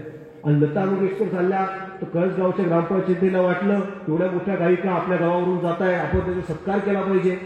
त्यांनी सांगितलं, दीदी तुम्ही एवढ्या मोठ्या गायिका आहेत, तुमचं दर्शन आम्हाला दुर्लभ आहे, तुमचं गाणं आम्हाला कधी ऐकायला मिळणार, तुम्ही आमच्या गावाकडे या, तुमचा सत्कार करायचा आहे. लता मंगेशकर करायला तयार झाल्या, गावाकडे आल्या, ग्रामपंचायतीला त्यांचा सत्कार केलं, स्वागत केलं. आणि मग गावातले लोक म्हटले, दीदी तुम्ही एवढ्या मोठ्या गायिका आहे, तुमचं गाणं आम्हाला कधी ऐकायला मिळेल, जरा एकदा गाणं आमच्यासाठी गाता का? दिदी म्हटल्या, अहो मी गाते पण मला कोरस लागतो, मला कोणतरी पाहिजे ना. तुम्ही दिदी आता कोरस कुठून आणायचा? पण दिदी आमच्याकडं तमाशाची मंडळी म्हणे गावची, तिला उभी करतो म्हणे मागं, चालतं का म्हणे? दिदी म्हणे धकून घेऊ आपण. ती बिचारी तमाशाची मंडळी उभी राहिली मागे. आता लक्षात घ्या, साथीदार किती महत्वाचे असतात मित्रांनो बरं का. लता मंगेशकर गायला उभं राहिला, ती बिचारी मंडळी मागं आहे. लता मंगेशकरांनी सुरुवात केली, ब्रह्मा विष्णू आणि महेश सामोरी बसले, मला आहे दत्तगुरु दिसले. ते लगेच हिला ग बाई दत्तगुरु दिसले, हिला ग बाई दत्तगुरु दिसले. झाला नाही कार्यक्रम, बिघडला का नाही? बरोबर का? बिघडला कार्यक्रम. सांगण्याचं तात्पर्य हे माझ्या मित्रांनो, व्यवस्थित कार्यक्रम करायचा असेल तर साथीदार व्यवस्थित लागतात. छत्रपतींना स्वराज्य उभं करायचं होतं. तुम्हाला सुद्धा चांगलं आहे, मित्र निवडत असताना चांगला मित्र सोबत निवडा. चांगला मित्र सोबत असला तरच मला वाटतं आपल्या आयुष्यामध्ये सार्थक लागणार आहे. छत्रपतींनी सगळे साथीदार निवडून घेतले. आणि मला मगाशी सांगत होते सर की जेव्हा ही संस्था स्थापन केली तेव्हा सगळे जे शिक्षक आले ते सुद्धा कशी व्यवस्थित जीवाला जीव देणारे होते. त्यांनी स्वतःचा स्वार्थ बघितला नाही, काहीतरी चांगलं कार्य आमच्या हातून घडतंय म्हणून आपण सोबत केली पाहिजे. म्हणून या अगस्ती एज्युकेशन सोसायटीच्या साठी ते उभे राहिले, आले, चांगल्या लोकांनी मिळून एक चांगली संस्था निर्माण झाली. तसंच स्वराज्य सुद्धा चांगल्या लोकांनी घेऊन निर्माण झालं. म्हणून साथीदार सगळ्यात महत्वाचे. या छोट्या छोट्या गोष्टी शिवचरित्रातून माझ्या विद्यार्थ्यांनी शिकण्यासारख्या आणि त्याच तुम्हाला आयुष्यामध्ये पुढे घेऊन जाणार आहेत, त्याच तुम्हाला पुढे नेणार आहेत. आणि यासाठी म्हणून हे शिवचरित्राचं पारायण आहे, यासाठी म्हणून या शिवचरित्राचा जागर आहे. आणि सगळ्यात महत्वाची गोष्ट काय घ्यायची असेल तर आपल्या आई वडिलांचा सन्मान, आई वडिलांप्रती कृतज्ञ भावना, आई वडिलांचं प्रेम हे शिवचरित्रातून घ्यायचं आहे. जिजाऊंनी आपल्या पुत्राला घडवलंय त्याच पद्धतीनं आपल्या पुत्रानं सुद्धा जिजाऊंप्रती व्यवस्थित सन्मान दाखवलाय, आपल्या आईबद्दल भावना दाखवली आहे, आपल्या आईचं प्रेम आपण समजून घेतलं पाहिजे. काय करते आई आपल्यासाठी? प्रशांत असणार यांच्या काय सुंदर ओळी आहे की मुलगा म्हणाला आईला, अगं मला वाचता येत नाही, दिव्याची वात जरा मोठी कर. नवरा म्हणाला, अगं दिव्याची वात छोटी कर, मला झोप लागत नाही. नवरा म्हणाला, अगं दिव्याची वात मोठी कर, मला मुलगा म्हणाला दिव्याची वात मोठी कर, मला वाचता येत नाही. नवरा म्हणाला, अगं दिव्याची वात लहान कर, मला झोप लागत नाही. रात्रभर ती बिचारी दिव्याची वात कमी जास्त करत राहिली आणि दोघांमध्ये आयुष्यभर वातीसारखी जळत राहिली. हे आपली आईचं आहे, त्या आईचं दुःख आहे, हे समजून घेतलं पाहिजे, ही आपण भाव लक्षात घेतली पाहिजे. आणि अनंतराव नावाचा आमचा कवी मित्र म्हणतो, अरे कुणाला डोळे झाकता सुंदरा दिसते, अंबा उर्वशी वसुंधरा दिसते, पण मला डोळे झाकता राबणारी माय दिसते. आणि बापाबद्दल बोलताना तो म्हणतोय, माझ्या मित्रांनो हे वाक्य सोबत घेऊन चला की कुणाचा बाप जहागीरदार आहे, कुणाचं कोणी म्हणे माझा बाप खासदार आहे, कोणी म्हणे माझा बाप जहागीरदार आहे, कोणी म्हणे माझा बाप खासदार आहे, पण मी छाती फुटेपर्यंत सांगतो माझा बाप इमानदार आहे. ही एक गोष्ट सांगा, बापाची इमानदारी आणि आपल्या आईचं दुःख, या गोष्टीला ज्यावेळेस आपण सोबत घेऊन चालू आणि वाटचाल करू, हेच तर महापुरुषांचं देणं आहे. शिवाजी महाराजांनी आपल्या वडिलांच्या स्वप्नासाठी आणि आईच्या स्वप्नासाठी म्हणून हे आपलं राज्य निर्माण करायचं, स्वराज्य निर्माण केलंय. तुम्हाला काही आता स्वतःच राज्य निर्माण करायचं नाहीये आणि तलवार युद्धाला जायचं नाहीये. एक गोष्ट करायची आहे, ती म्हणजे काहीतरी जीवनामध्ये पराक्रम घेऊन राहायचं आहे आणि कोणाच्या जीवनामध्ये तरी मला आनंदाचे क्षण निर्माण करायचं आहे, एक चांगला माणूस मला घडायचा आहे. एवढं फक्त वाक्य या व्याख्यानातून तुम्ही शिकले तरी खूप मोठी गोष्ट आहे, सगळ्यात महत्वाची गोष्ट आहे. आज अगस्ती एज्युकेशन सोसायटीसारखी स्थापना केली, काही लोकांचे संसार इथं बसले, मुलांमध्ये काहीतरी शिक्षण होत आहे, उद्याची मुले घडतील, मोठे होतील, काहीतरी चांगलं घडलंय, काहीतरी चांगलं उभारलंय. हेच शिवचरित्रातून घ्यायचंय की आम्ही स्वतःचं राज्य निर्माण नाही करू शकत आहे, तर आम्ही आमच्याप्रती तरी काहीतरी चांगली गोष्ट निर्माण करू आणि 4 लोकांना आमच्यापासून आनंद निर्माण होईल ही भावना आम्ही निर्माण करू. जेवढं फक्त केलं तरी भरपूर काही गोष्ट आहे. लोक आम्हाला म्हणतात की अहो व्याख्यान लोक गर्दी करत असतात का? लोक तर चांगल्या चांगल्या आजकाल पिक्चर असतील, तमाशा लावणी असतील इकडे जातात, तुम्ही काय व्याख्यान जातात? मी त्याला सांगतो, लोक येऊ न येऊ, दारूच्या अड्ड्यावरती लोक आपोआप गर्दी करतात, पण दुधाचं रत्ती पात्र घरोघरी जाऊनच टाकावं लागतं, दूध घरोघरी जाऊन टाकावं लागतं आणि ते टाकण्याचं कामच आपण करतोय. मी सगळ्यात महत्वाची गोष्ट हेच सांगणार आहे, थोडी जाताना तुम्हाला हेच सांगेल की लोक मला विचारतात, बाबा तुम्ही एवढं बोलतात, फरक पडतो का, फरक पडतो का? म्हटलं अरे बोलता बोलता माझ्यामध्ये जरी फरक पडला तरी भरपूर काही गोष्टी, बरोबर आहे का नाही? आज एवढं आपण चांगलं चांगलं सांगतोय आणि आपण एक वाक्य जरी काहीतरी घेतलं, माझ्यामध्ये जरी फरक पडला तरी भरपूर आहे ना. आणि मला खात्री आहे माझ्या मित्रांनो, माझ्यामध्ये फरक पडेलच, पण इथं जे बसलेले आहे त्याच्यामध्ये नक्की फरक पडेल. हे काही फार मोठा नाही आहे, पण हे वाक्य तुम्हाला नक्की सांगतो, एक काहीतरी गोष्ट तुम्ही इथून नक्की घ्याल आणि फरक पडेल. आणि जी व्याख्यानमाला या ठिकाणी गेले 15 वर्ष सातत्यानं सुरू आहे आणि गुरुवर्य बाह नाईकवाडी सरांचा विचार त्यांच्या मरणोपरांत लोक पोहोचवत आहेत, संस्था पोहोचवत आहेत, त्यांचे कुटुंब पोहोचवत आहे. आणि मला त्यांचा सुद्धा विश्वास हाच आहे की आम्हाला काहीतरी त्यांच्या विचारातून एक फरक पाडायचा आहे, काही चांगली माणसं घडवायची, चांगली माणसं निर्माण करायची, फरक पाडायचा आहे.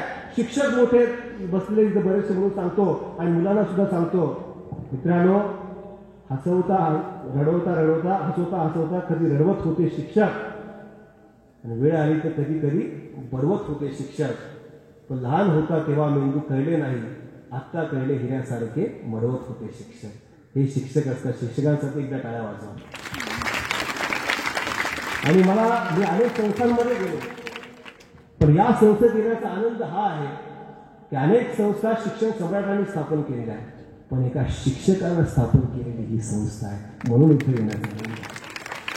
शिक्षक कधी साधारण नहीं होता, चाणक्य म्हणाला होता, उसकी गोद में प्रलय और निर्माण एक साथ पलते हैं. ही शिक्षकाची ताकद आहे, जी प्रलय घडवू शकते आणि निर्माण सुद्धा करू शकते. मला वाटतं ते निर्माण केलेलं आहे आणि ते निर्माण करण्याचं काम त्यांचे कुटुंबीय करतात, ही संस्था करते, इथले मुलं करतात. म्हणून निश्चितपणे या व्याख्यानातून, या व्याख्यानमालेतून, या शाळेतून, या शाळेच्या प्रांगणातून फरक पडणार आहे तो फरक पडेल आणि फरक पडावा यासाठी म्हणून आम्ही सगळे कार्यरत आहोत. मी नेहमी म्हणतो मौसम बदलता है तो फर्क पड़ता है, चिड़िया चहकती है तो फर्क पड़ता है, आदमी अकेले लड़ता है तो भी फर्क पड़ता है. यहाँ तक ये कहने से भी आप लोग दूसरों में फर्क पड़ता है कि क्या फर्क पड़ता है. इसलिए फर्क लाने वालों के साथ लोग खड़े हो जाते हैं और लोग कहने लगते हैं कि हाँ फरक पड़ता है. फरक पडतो आणि तो पडावा यासाठी आपण सगळे कार्यरत राहूया. एकदा जोरदार आपण घोषणा देऊया. छत्रपती शिवाजी महाराज की, छत्रपती शिवाजी महाराज की जय भवानी. धन्यवाद.